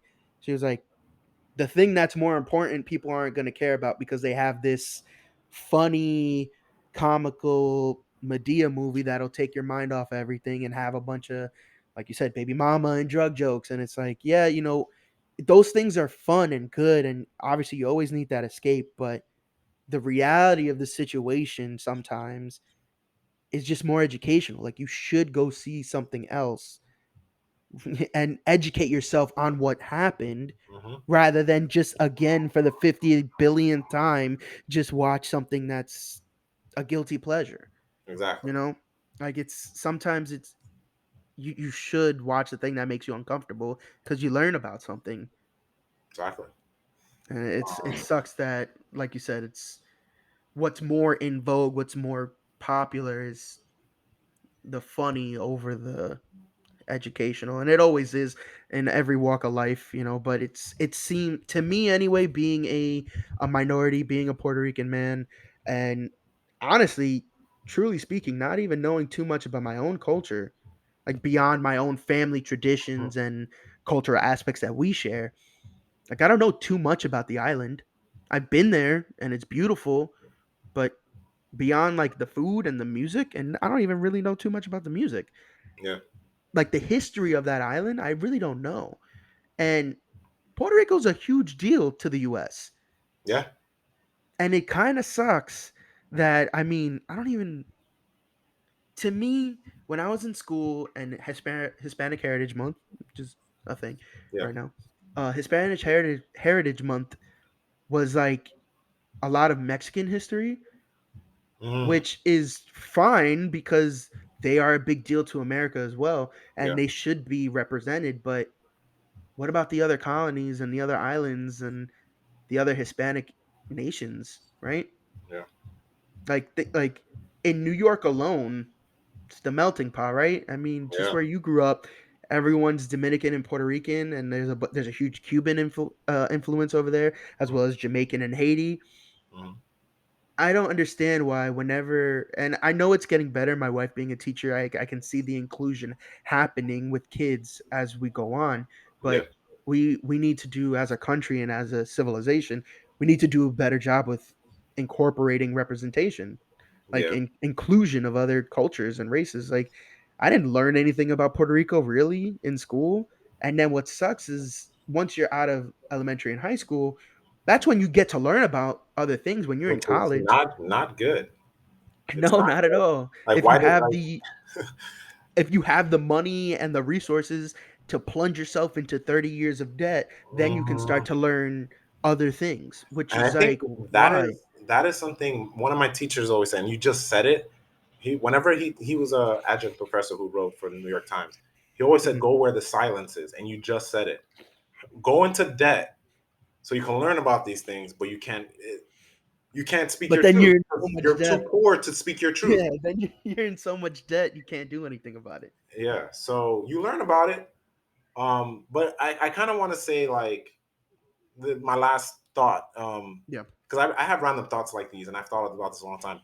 I hope we have, and this may be a bad thing to say, I hope we have some Independence Day thing happen so the world could unite. And look, Oh, after, like an alien force come in, and yeah, then the just an world alien finally is force like, comes, suck it up. we Like, need to band together, all of humanity.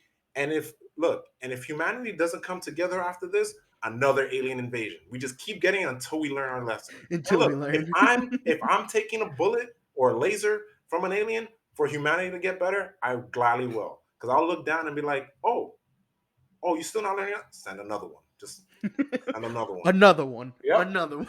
I would have, and I don't even care for DJ Khaled, but I would like him up here beside me in the next plane, pressing that button every time humanity doesn't learn their lesson. And it sucks that I think this way, but look, we tough love. That's basically what the Yeah. Earth needs. True. Um, True. Ooh, I wanted to squeeze this in too. There was another thought you said something. Maybe I watched an episode of Ted Lasso. I'm not gonna get. It's not a Mhm. spoiler, but he said something. He said something because he had like a southern drawl. I couldn't hear it. He said something about like all trees. There was always this thought that trees always competed for sunlight, but Mhm. as a forest and their community, and they synchronize and just work together. And I was like, oh, why is humanity not doing that? Like, why do we Yeah. strive to? Yeah. Why And do isn't we need humanity one just chill? sunlight? Why do we need? Do we need a sunlight for? And I think that's alien invasion. I think that's the sunlight. I get that. Yeah, yeah, That that makes a tracks. lot of sense. Yeah, it's like we can just help each other and all be good instead of one person or one race or one country being better than another. Yeah. Yep. So let's segue in here. I know this will be a pretty harsh segue. We were kind of deep and talking about learning and just being good people, right? Yeah. And I guess it's a good enough segue, right? Being good people. In my mind, being a good person is inspiring creativity and action. Being a Yes. good person is inspiring others to be good people, right? So, one of the people in my life that I think has inspired me to be a good person is, and he's long gone by now, is Walt Disney. Hmm. So, as some of you may or may not know, Walt Disney World here in Orlando, Florida, celebrated its 50th year yesterday, October Insert 1st. fireworks. We'll put real ones. All that. So, ABC hosted a 2-hour special, and which me and my wife watched, celebrating the world of Walt Disney and the mind. And there's a lot of things out there, and I've done a lot of research independently. I've watched a lot of films, read a lot of articles, read a lot of books about the man behind the magic, and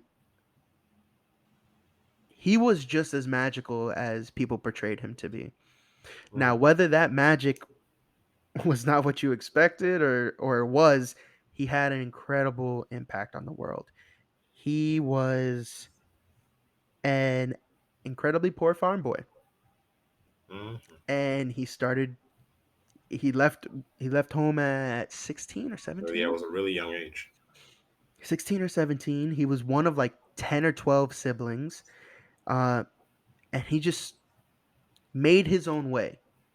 I know he worked in factories when he was younger. Everyone that's familiar with Disney and the origin of Mickey, it's true. A mouse walked by, he got the thought about Mickey, and he drew Mickey. Everyone tends to forget that Oswald was actually the first thing that he drew as a rabbit. Then they got into Universal Pictures were the ones that distributed the first Oswald cartoons, and then there was a huge legal dispute, and legally, like Universal owned Oswald, so then he pivoted to Mickey. Mickey being as big of an icon as he is, there's very few others like him. And Walt himself, I think, is kind of the same breed. He's Mm, an icon that, although he's gone, the one thing that I take from his life, his story, and his work is, could you imagine for a second mhm. creating a thing, a picture? You drew a stupid little picture And with that stupid little picture that you drew, it inspired hundreds of thousands, if not millions of people across decades to do good for each other. How freaking nuts is that? A sketch that he made. Obviously, there's a lot more other things that came about with it, but a sketch that he made, I'm pretty sure was done in a farmhouse. I think that's where he first saw the mouse. Blew up to this amazing thing that people love and enjoy. Half the things on my desk are owned by Disney at this point. Right? And what blows my mind is that it started with a mouse. That's the one thing that Disney always said: never forget it started with a mouse, and that was a thing that Walt said. One of his favorite quotes, one of his famous quotes. To see the journey that Disney had, right? 50, well, Walt Disney World in particular is the thing that turned 50. Disney itself, the Walt Disney Company, Disneyland, all those things are older. But Walt Disney World, the one connection that I truly had as a child, everyone that knows me, my first trip to Disney was when I was 2, and I went there pretty much every single year of my life until I was, I think, 15, and then we skipped 1 or 2 years, and then I went right back until I was 27 or 20, well, 26 when Mm. I moved down here to Florida, and then the pandemic hit, so we weren't able to go. And then I went again a couple weeks back, right? It's something that lives on with me, and I can't wait to share it with, God willing, my future children and my future family. But it's one of those things where when you walk into Walt Disney World, Jay, have you ever been to Walt Disney World? Sadly, no. Okay. One So day, you're going to, excuse my French, you are going to shit your pants. Like it is going to blow your freaking mind. I need to go. Walt Disney Walt Disney World, and not just the Magic Kingdom. Magic Kingdom is the place with the castle. For those that don't know, that's the big thing, right? That's Magic Kingdom. There's also within Walt Disney World here in Orlando. There's also Animal Kingdom. There's Hollywood Studios. I mean, if you want to count um, Disney Springs, which is the shopping mall. There's also the water parks, Blizzard Beach and Typhoon Lagoon, and then there's also a various amount of Disney resorts and hotels, as well as Disney's Epcot Center. So these parks, they touched on in this 2-hour event. There's performances, which were beautiful, by the way, and they sung songs all throughout Disney history. They even interviewed different people like Julie Andrews with Mary Poppins, the first time that she went to the site when they were building. Mm. They showed footage from when she was actually the first performer on October 1st when the park opened. She sang songs. She sang "It's a Small World" and something else. They showed the different rides. Walt himself actually planned out Epcot on his deathbed. Oh He wow. unfortunately never got to see the finished park because he died of cancer. He had cancer in his lungs, and he was an avid smoker, just like a lot of people were back then, and that's what did him in. They said, and this is all stuff that was in this special. That originally gave him 6 months to 2 years when he first got the diagnosis, but the doctors were wrong. He actually only had a couple weeks. Oh wow. So during this time, Disneyland in California was already a thing. It was booming and all that. But Walt had a vision of Disney World, and it was a huge, massive undertaking like no one had ever seen. He didn't like he wanted it in Orlando. He thought that it would fit right, right where it was supposed to be in the center of Florida. He didn't want to compete with beaches or anything like that. He wanted to make it a destination, which he did. So he planned out all these parks. Animal Kingdom, I think, was the only park that he didn't plan out. Animal Kingdom came later. Uh, but the other ones he had mapped out. Obviously, Magic Kingdom being his baby. Epcot was originally the Epcot Center with the World Showcase, was actually originally conceptualized as a community of tomorrow. So where people would work, play, find entertainment, and live, right? In this new futuristic city that would continuously evolve throughout time. No doubt. They had to pare it back, obviously. You can't live there, but it keeps the same theme of it's ever growing, and it showcases not only the different parts of the world showcase having different countries that you can visit. It's a 1 mile long circle, and every so often you're in a different country, everywhere from US, Canada, Britain, Morocco, Mexico, China, Japan, Norway. I think I named them all. I think I got them. Just like, yeah, you've been through all of them anyway, so you can't miss um, that. so all of those countries, right, on top of they have a really big emphasis on energy conservation. It's really just celebrating the world, and not only our place as humans in it, but the world itself, and how we should honestly care more about it, Mm, right? A lot of it has to do with humanity growing and sharing this blue marble, and helping with energy conservation, helping with nature preserving, helping with animals. There's a lot. It's The whole theme of Epcot is really like it's the world and it's ours, and we should be protecting it, and we should realize how close we are as humans. mm. One thing that I thought was really cool that I learned during the special was there's a huge fountain in front of the big golf ball in Epcot. People Yeah. don't know that's actually it's an indoor ride. It's called Spaceship Earth. So it's technically as if there was a spaceship built around Earth. It looks like a golf ball. That's supposed to be Earth. Oh, I like that. Yes, and it's a ride, and it takes you through the evolution of the world and Okay. humans. Like it's really cool. It shows you like the evolution of like communication and technology, and where we've come from literally like dinosaurs all the way up until now. It's Yeah. really cool. It's my wife's favorite ride. It's a great way to pass the time when you're super bored. So in front of that is this big fountain. Mhm. And when they opened Epcot, and I didn't know this, when they opened Epcot, they had representatives from around the world, all different countries. All of them had jugs or bottles containing water from their own indigenous bodies of water. Oh, So, lakes, rivers, oceans, wherever they were from, they all came in and poured it into that fountain, and then they turned it on. wow. As a symbol of unity, people around the world came in and said, "We share this world." And Disney, the Walt Disney Company, made it a point to always kind of make that the forefront, especially of Epcot, that Mhm. we share this world together. And there's no reason that we can't come together and celebrate that fact. So they had all these people come in, pour the water, and then they turn the fountain on. It shoots up. So that fountain technically has remnants of different water from around the world. Wow. So that one fountain really connects everyone that goes through there, which is really, really cool. So, they also go through Animal Kingdom and the different animal conservation efforts that they have there, and the building of it. Um, Really, really cool stuff. I really like animals. I think Animal Kingdom's awesome. They have, they kind of touch on the Pandora section of Animal Kingdom, which I still haven't seen. And then they touch into what used to be Disney MGM Studios is now Hollywood Studios. It used to be a full production. It kind of like was Universal before Universal, right? Mhm. So they had a full production lot, which I didn't even know. They had a full, real working production lot where they made movies, and you could take the backlot tour and you can go through it and all that, as well as they had their animation studios there. I knew that piece. I knew the animation studios were there.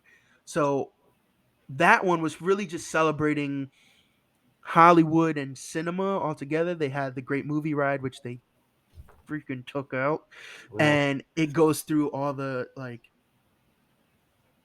really notable like eras in film, Mhm. and different movies from black and white era like Casablanca all the way through to like I remember in there they had like Indiana Jones, they had Aliens, and it was all 3D model robots portraying scenes from the film. It was really cool. Okay. Dope. And then obviously we had Magic Kingdom, where Cinderella Castle is, and that's where they had the big ceremony with all the performances, and they had a live orchestra with the singers. Very, very beautiful. They erected in the center of it, right in front of the castle. There's the famous Walt and Mickey statue. It's like a Mhm. bronze statue. All the way around that, they erected different bronze statues of different Disney properties. So they had like an R2D2 statue. They had a Rocket Raccoon statue. They had a Coco statue. They Oh. had just all different Disney properties. They made little statues in the same vein of that bronze Walt Disney statue. And actually, what made me tear. Mm. A couple of things made me tear up in that special, but what made me tear was in Epcot there will be a new they're building a new statue of Walt, and Mhm. it's him sitting on steps, and it's dedicated to all the dreamers, and I forgot what the name of it is called, but it's something like Dreamer something, but it's dedicated to all the dreamers that come through Disney's Epcot. And it's just a couple stairs, and you can go up and sit right down next to Walt. You put your arm around him, and you can take pictures. Oh, And nice. to me, if you haven't gotten this already, Walt Disney Company as well as Walt Disney World holds a very, very special place in my heart. And it's something where, you know, I know it's very different conversations that we were having previously. We kind of got into deep detail about how the US and the world kind of needs to come together. But I think it's in the same vein where we can come together over the dumbest thing.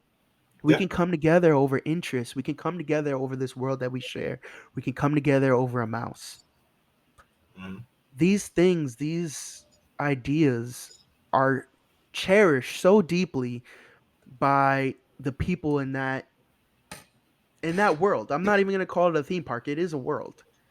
The people in that world cater to the idea that everything can be perfect. Obviously, we know everything cannot be perfect. Nothing will ever be truly perfect. Yeah. But down to like the janitors at Disney World, when you step into that Disney World line, right?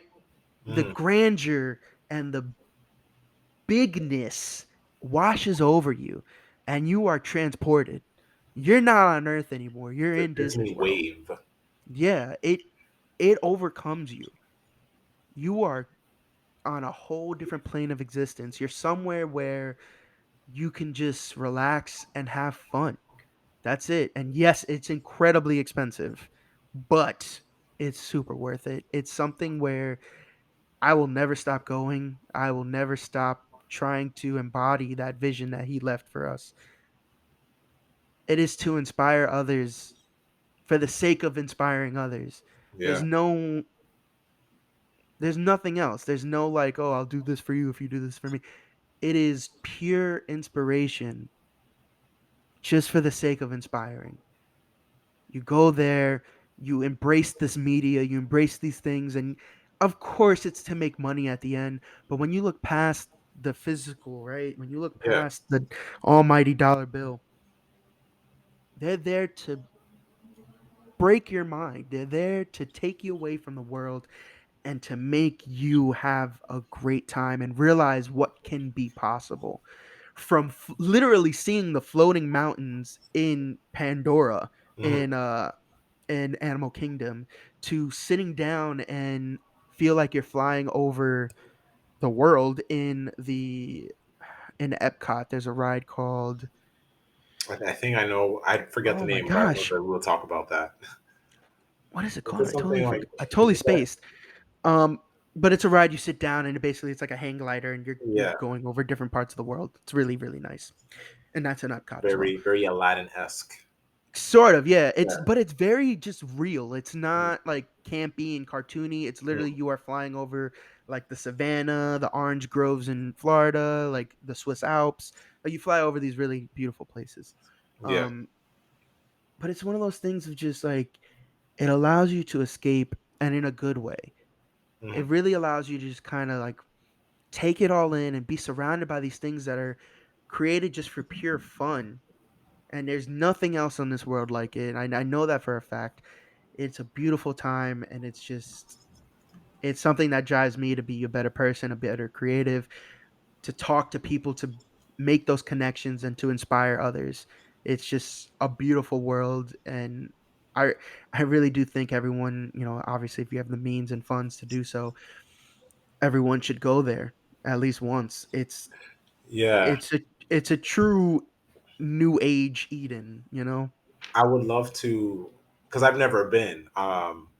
I would like to go there at least once, because I could like. I wish I can say all the words that you're saying, because I could only imagine what you're saying.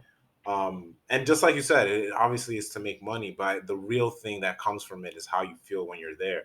Because, like, let's say you finally get the means, whatever family you're coming from, and you finally get to go, and it's just a one time in your lifetime. That feeling, well, you take your kid, you can only afford to take them one time. That kid is gonna love it and know that You'll never feeling. Like, forget it. yeah, Yep. you'll never forget it. It's something you share. Um, and then you've been there. For me, I would love to go there. I grew up with parents that probably either didn't have the money or Mhm. just never had interest in it because they were not Yep. born here. um and for me, it's not that I always wanted to, like, obviously I would have wanted to go to Disney, but I've just never had the opportunity. I don't know, because Yep. growing up, I don't know if it was the money. I feel like it was the money, but Mhm. me now knowing, before, what is this, this is their 50th, Yep. before their 55th, I would like to go have at least gone at least Mhm. twice, and then be able to come back, in the future with our millionth episode and our billions and billions of fans, so they can hear my my experience with Disney.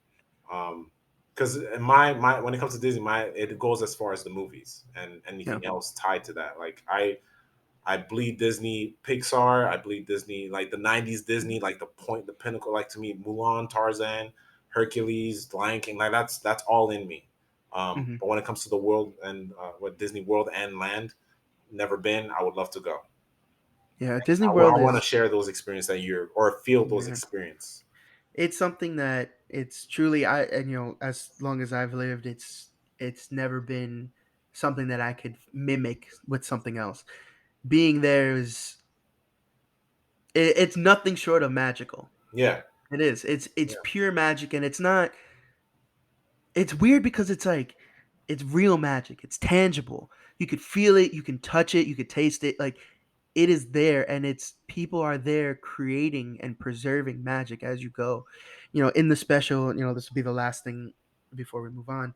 In mhm, the special, they actually talked about the guy who was responsible for creating Animal Kingdom. The way that he pitched it, because at that time animals weren't really seen as exciting, mhm, right? It was just like, oh, you go to a zoo, it's an animal. yeah, The way that he pitched it was that he got the entire leadership team of the Walt Disney Company to come in and listen to his pitch, which is very risky because you got the top dogs. If they yeah, say no, it's not going anywhere. yeah, So he starts the meeting and he starts his pitch. During his pitch, the door opens and a tiger, a full grown tiger, obviously trained, comes into the boardroom. He continues his pitch. He doesn't call any attention to it. Everyone stiffens up, and I'm sure their buttholes clench yeah. to the point where it's in their throat. And the tiger walks around, cleans his paw, and walks right out. And during the entire pitch, the guy does not break focus. I He love keeps that. saying it. And he said from then on, there was never another conversation of if animals were exciting. So from the top down, that tells me that people believe in their piece of the magic so much that they're willing to risk it all. And this is not some freaking cashier that just loves Disney and works there because he wants to.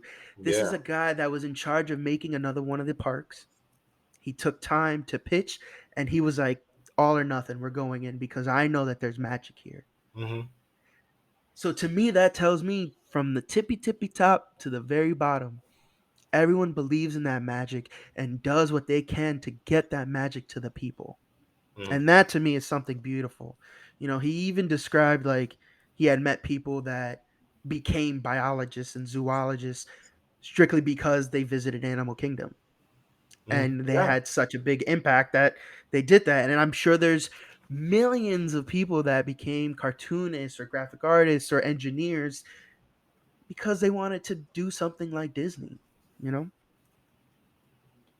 I which love is that there's it's something beautiful. that's on this earth that can do stuff like that. And there are other things, but like that's the one, in a sense, man-made thing Yeah. that can rival the seven wonders of this should be Oh what, yeah, the eighth wonder, for you sure. know? Um 100%. and I really loved how, like, that still ties into what we we were talking about before, like, the coming Mhm. together and stuff. Like Because in that's my how we do it. yeah, in my soul, in my heart, that's all I want. Um, but then we always we bring it back to from our last episode. It's like baby steps, and I Baby hope steps. I imagine myself post life in this next plane, in this astral plane, me looking down through a you know liquidy window down on Earth amongst the stars, just like, oh, we're doing it. Like, I think that's Yeah. one of my dreams, that I don't know what it's going to be like because I've never been to the afterlife. But and then, as you're saying all these things to me about Disney, I'm just thinking about the man himself listening down on you. I was like, what is he thinking? Like Like, he has to, he's just like, oh, I inspired that kid, and then and many that's others. that's my goal, right? Like I don't think I'm a pretty realistic person with myself. Mhm. I don't think that I would get to that point of building a massive multimedia conglomerate empire thing. Well, we're And already doing it honestly, now. well, yeah, we're already doing it now, but Slowly. it's never the goal, right? My goal Yeah, is to just inspire others. And I got that because he inspired me. And I'm sure there's billions of other people that got inspired and want to inspire others because of Walt. It's an idea that transcends humanity and it's inspiration, starts with an idea. Yep, always. So, capping off our show here, let's just, wrap it up. We've kind of gone a little long, Yep. but Disney, like I said, Disney being an amazing place, I'm so happy and filled with joy that it's celebrating 50 years and I can't wait to see the next 50. I gotta check out that Um special. Yeah, it's really cool. It was on ABC, so I'm sure at some Sound like point they'll Hulu. put it on Disney Plus, or it's probably on Hulu right now. I'll check it out. Um, but talking about streaming services, right? Great little segue. Mm-hmm. I rewatched Lego Batman on HBO Max, right? Mm. So these are gonna be Justin's quick takes, really quickly. Lego Batman Love when you just get close to the mic. You're gonna drop some knowledge. is Just the knowledge. the best, no comparison, the best Batman movie ever Wait, do it in the made. say it in the mic again. Ever made? Ever made. Oh, ever made. Oh, damn. Ever So made. Lego Batman, right? Everything And else. then at the very bottom, George Clooney's Batman. Yep. Okay. Wow. From the scale of 1 to 10, 10 being Lego Batman. And I'm going to tell you why. I know It's why, like the but tell me. color it's like the color white. Like because of light and all that, the color white encompasses all other colors, Yes. right? So Lego Batman encompasses all other Batman. They reference they reference every single one of them multiple times. It's not just Yep. once. Yep. They have an incredible story, a great version of Batman that's family friendly, of course, but super funny. Yeah. And at its core, the movie is, and they make fun of it as well. It's a great movie. It doesn't take itself It's too self aware. seriously. It's very self aware. At the core of it, the movie is basically like it's a romantic comedy. Yeah. Yeah. So the And I entire time, loved it. I loved it because of that. for those that don't know, it's a romantic comedy because the whole premise of it is, the Joker's the bad guy, and everyone's like, "Oh, well, Batman's gonna stop you, duh." And Joker's like, "No, not this time." And then when they finally, confront each other, the Joker's like, "Oh, I'm your greatest enemy," and Batman's like, I fight around." It's like I have like a lot of other guys that I fight, It's and like he's I like, have a "No, I hope. don't mind." Yeah, he was like, I don't mind that you fight around, but like, you're like we have something special. Like we're arch rivals, and he's like, "No, I don't think They so." show the whole rogues gallery, and he's like, "Oh, Yeah, so the entire movie is basically, Joker does bad things, Batman wins, but the whole thing is the Joker keeps doing these things to take over Gotham and all that just because he wants to hear Batman say I hate you. And solidify the fact that it's his arch enemy. And Batman's like, I'm not giving you that satisfaction. Mm. Like, we're not serious. We're not exclusive. It's very funny. So it's a rom com, also wrapped in a pretty messed up tale of how lonely Batman actually is. And when you sit down and think about it, he's a very lonely person, and it's pretty sad. And all he wants is to be a part of a family, but at the same time, his greatest fear is being a part of a family and then Yep. losing them again. It like when you strip away all the fun, like funny, silly bits It's about it, Dark Knight. it's yeah, it is Dark Knight. It's really what it is. It kind of tackles some very in a kid friendly way. It tackles themes of loss, themes of friendship and family. Like it's pretty And it's crazy. very, and yeah, I remember like when he sings about his parents, it sounds funny, but when if you were to play it in a dramatized way, it's no, It's you don't laugh at messed that. up. No, he's very aware that his parents got shot and he's an orphan. Like, yeah, Like if kids don't know Batman and went into Batman, Lego Batman, they would be like, "Oh yeah, Batman has no parents." Like mhm. it's like when you were a kid and then you saw spoilers, if you haven't seen this, you should have seen it. Lion King when Mufasa dies, and Yeah. it's just kind of glossed over. I think that Yeah, it's a that very scene, normalized thing. yeah, Like, that yep, scene in Lego death. Batman when he mentions his lost parents, it's glossed over, and but us as adults were like, wow, yeah, that's heavy. It's yeah, as adults there's definitely like yes, obviously it's I know it's a kids movie, but it has that same kind of like Disney magic where anyone can enjoy it. Yeah. It's for kids and parents, and it's a great written movie. It's funny. There's a lot of jokes that obviously kids aren't going to get. But it's very good. It is, in my opinion, the best Batman movie ever. I think Will Arnett, the voice of Lego Batman, is an incredible Batman voice. Mhm. Michael Cera as Robin is Great. fantastic. He steals the show. It's just, and it's that's another part of it, right? It's that like buddy thing, almost like a Oh, buddy that cop movie buddy where cop. they're like Batman's reluctant to He's get yeah, a partner, and then he gets a partner, and then he like treats him like crap, and then he grows to love him, and yeah, it's there's a lot of different themes going on, and it's executed very very well. yeah. You talking about it, I need to rewatch that again. 'Cause I have it on It's like Blu-ray. I need it's to do that. so good. I go back to it every once in a while. And then so this last segment being about like streaming services, let's just jump in to the next streaming service, which is Netflix. Jeez. So I don't know if you know about this. I know about this. I don't know about you know about this. If Tell you me know about about this, then it's pretty good because I know about this. So as of October 1st, it. Hmm. all 9 seasons of the show about nothing, About nothing. Seinfeld, What?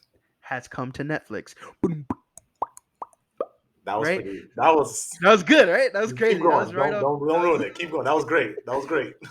so I love this show. I actually never really got Seinfeld, right? And then a couple years back, one of my old roommates was pretty obsessed with Seinfeld when it was only on Hulu, and we watched it through together. And then since then, I've watched it probably like another 2 times on my own Mhm. all the way through.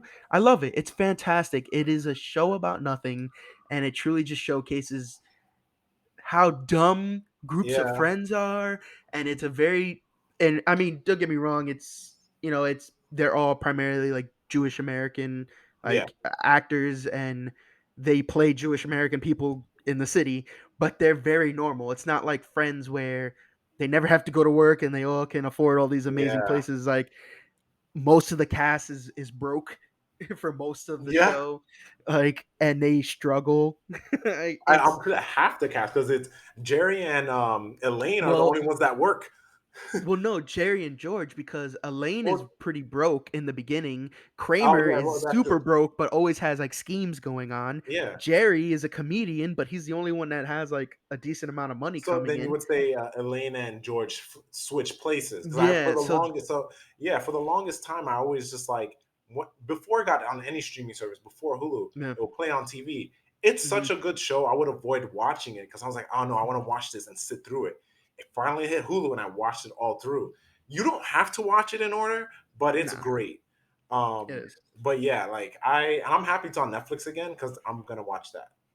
Like Yeah, I'm watching now that there's no commercials. oh Excuse me. It'll be my next like. office obsession. Like I'll just keep watching it over and over Yes. and over. Fantastic show. It's super old, but it holds up very, Oh very yeah. well. Everyone needs to watch it. And then just to cap it off, I know I've said that like 3 times already, Yeah. but this is This the is your final. thing. This is the final thing. Me and my beautiful wife Erica have started watching Squid Games on Netflix. I Mm, know everyone has heard Squid Games everyone's heard because of it. I just it's have seen the memes. yeah, that has literally broken the internet, which is crazy to me because it's a Korean series. Like, Yeah. yes, it's Netflix, it's being distributed by Netflix, but it's a Korean show. It Yeah. is very Korean, like My favorite movie is South Korean. Korean, and I was just like, I need to watch this. So it is incredibly good. The story is wild. It's a very simple concept that you can grab very easily. It's without any spoilers. This is all like within the first episode. No spoilers. It is people that are down on their like financial luck get recruited to be a part of these games, and these games are all very simple games from like childhood, right? We've watched 3 episodes now. It's a 9 episode season. We've watched 3 episodes. The first game, which I think was great, is very universally known, is red light, green light. And I saw those names. So the only difference is they get recruited to play these games, and when you lose the game, you lose your life. Yeah. And it's crazy. There's a lot of mystery involved into like who runs it, right? We don't know, and you kind of see how desperate people can get. It very much so follows like a kind of like handful of like misfits, right? Yeah, I was gonna ask you. That was my question. Who do we They don't know. follow? Look, two of them know each other, but like not recently. They grew up together as kids and then drifted apart, and then And came they back. saw each other again when the game happened, and they were like, Okay. "Oh, what are you doing here?" But it's all these misfits all living in Korea, and they're like, I'm pretty sure they're outside of Seoul, but Okay. um, so yeah, it's all these people like, in Korea. They all have different lives, and they're not really intertwined until the games happen and they meet each other. But you follow the thread of each of the characters. There's very clearly one main character. Okay. He's down on his luck. He's divorced. He needs money. He owes people money and all this stuff. So it's just a very good watch. It's super easy to digest. They have the fully English dubbed version, so it's English voices as well as English subtitles, which is what me and Erica watch. But they also have the Korean It's version, Netflix. which is They got all of yeah, it. they have it all. So it's Netflix. They have the true Korean version and with English subtitles, so you can watch that also. I'm a subbed person. I like to watch it subbed, but it's dubbed, and I know my wife appreciates that she doesn't have to continuously It's there. read and she can just hear English coming at her. So it's a great show. The acting is really good. Mm. Obviously, like with dubbing, sometimes it's a little like It throws it off. cheesy. Yeah, it throws it off a bit, but the acting is very good. The writing is fantastic. Mm. The storylines are great. Each individual character is very much so an individual, and they all have their own story that you want to know more about. Okay. And I think the show does a very good like pacing with each of the character arcs. So it's not like one character gets an episode. In one episode, you'll get a couple of characters progressing in their arc, and you see some of their backstories as well, like Okay. how they got to this point. Obviously they don't dump it all on you in the first episode or two. Like they string it along. Like I said, the pacing is very good. Yeah. And the main character obviously has the most exposition, and you know the most about him. But the other ones have their own stuff going on, and you see it as the show progresses. But man, oh man, is it TVMA when they don't pull any Yeah, punches. they When don't. when someone gets shot, they get shot. Like, Yeah, it's not like gratuitous. It's very much like a real world. Like if you get shot once, you're probably dead. yeah, like you. Like they've and there's it happens sometimes where like someone will get shot in the leg and then they have to get capped and like finished off. But Oh, most of it is like heart or head shots, and you see it. It's very impactful. Like mm. the sound and the camera angles from when it happens, like, oh, he's dead. He's dead. Like Yeah. My fiance is not gonna like that. She's not into gory stuff like that. Mm. But it's not. I wouldn't say it's gory. Well, It's not gory, but definite. like just those images, because like I'm Yeah, sure she can watch it, but she's gonna have to look away. it's a little jarring for Yeah. sure. Once like the first episode, like when the first, I guess, killing happened, I Mhm. wasn't expecting it to be that like abrupt because it is. It's like, all right, dead. You know. Um.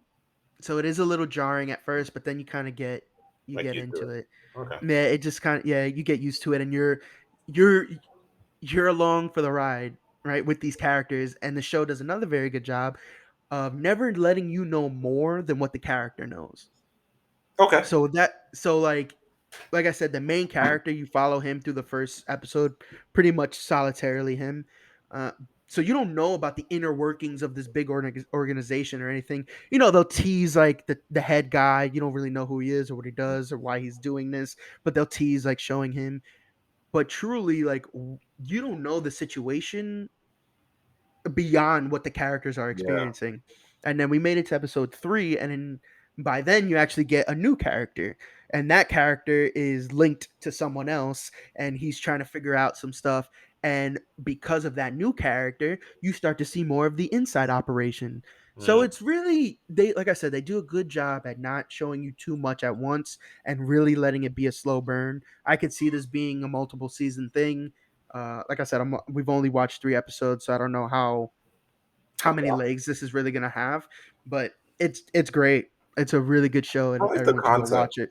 It Yeah. reminded me of it's like Hunger Games meets Saw. Like it's very much like that, and I'm interested.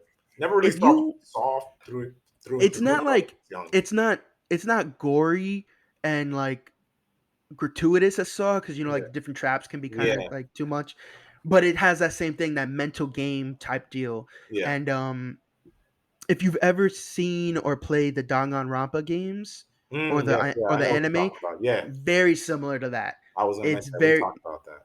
yeah, that whole deal of like there's a figurehead playing this game with a group of people. It's Mhm. very much follows that same mentality. And the big, like one of the big themes is I guess like the human approach to a situation. Because Mm, at first everyone's like, all right, we'll do this. This is just a bunch of kid games. They announce that it's red light, green light, and they're like, all right, I can do this.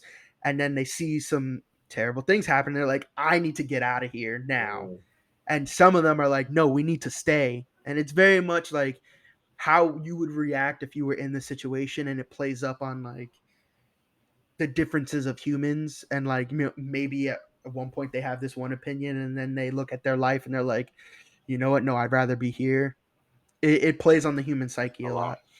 Okay. It's and again, only 3 episodes in. I'm Fantastic definitely show. gonna do that ASAP. Yeah, for sure. Definitely gonna do that. I'm interested in that. But yeah, you mentioned the what's it called? Dongo. I watched it so long ago, but yeah, Danganronpa. Danganronpa. Yeah, like I clearly see that. If, for those who don't know, it's an anime. Definitely check it out. It's probably on Crunchyroll for sure. I think it's If on you like that. Funimation. I Oh, think they maybe have season, because I'm pretty sure that's how I watched it. I watched it once. I remember it ending, but then unless there's another They season, I think they brought it back. So each season is, it's also a video game. I'm yeah, pretty sure the video game came first. Each game is an isolated story with what's going on. Same deal with the manga. The first season is the first video game, and I saw 1 and 3, like seasons okay, 1 and 3. Uh, but yeah, they just mirror the video games, and then I think it goes beyond that, but I don't remember. yeah, Um, but yeah, the whole point of that one is there's this like figurehead, creature thing, and it puts all these high school kids into a scenario where one of them is a murderer and they have to try and figure it out. But, there's murders going on at the same time, and then they have to like interview each other and look at the clues and see who's doing what. And there's a lot of like misdirection, and it's a mind game is really what it is. And I think it's Squid Games on Netflix is kind of using the same template of, it's a mind game, so what you think you're seeing is not truly what it is. you know yeah. All right, Very good show. can't wait to watch that. Yeah. So with that, we have finally ended this episode. I think this was our longest one, but Hey, Had a good time extra with it. features. This is the Oh extra yeah. features on a DVD set. Yep. You're welcome, everyone. Yeah. If you don't know what that is, you're too young. So, all right. So this will be J and J signing off. This is Jay, Justin Ruiz, And this is Jay, Jeremy Francois, and Cece, because she was a little host, and a little Cece. guest. I mean, she's not paying. She was staring at herself for most of the time. But yeah, So we will catch you guys on the next one. Bye. later.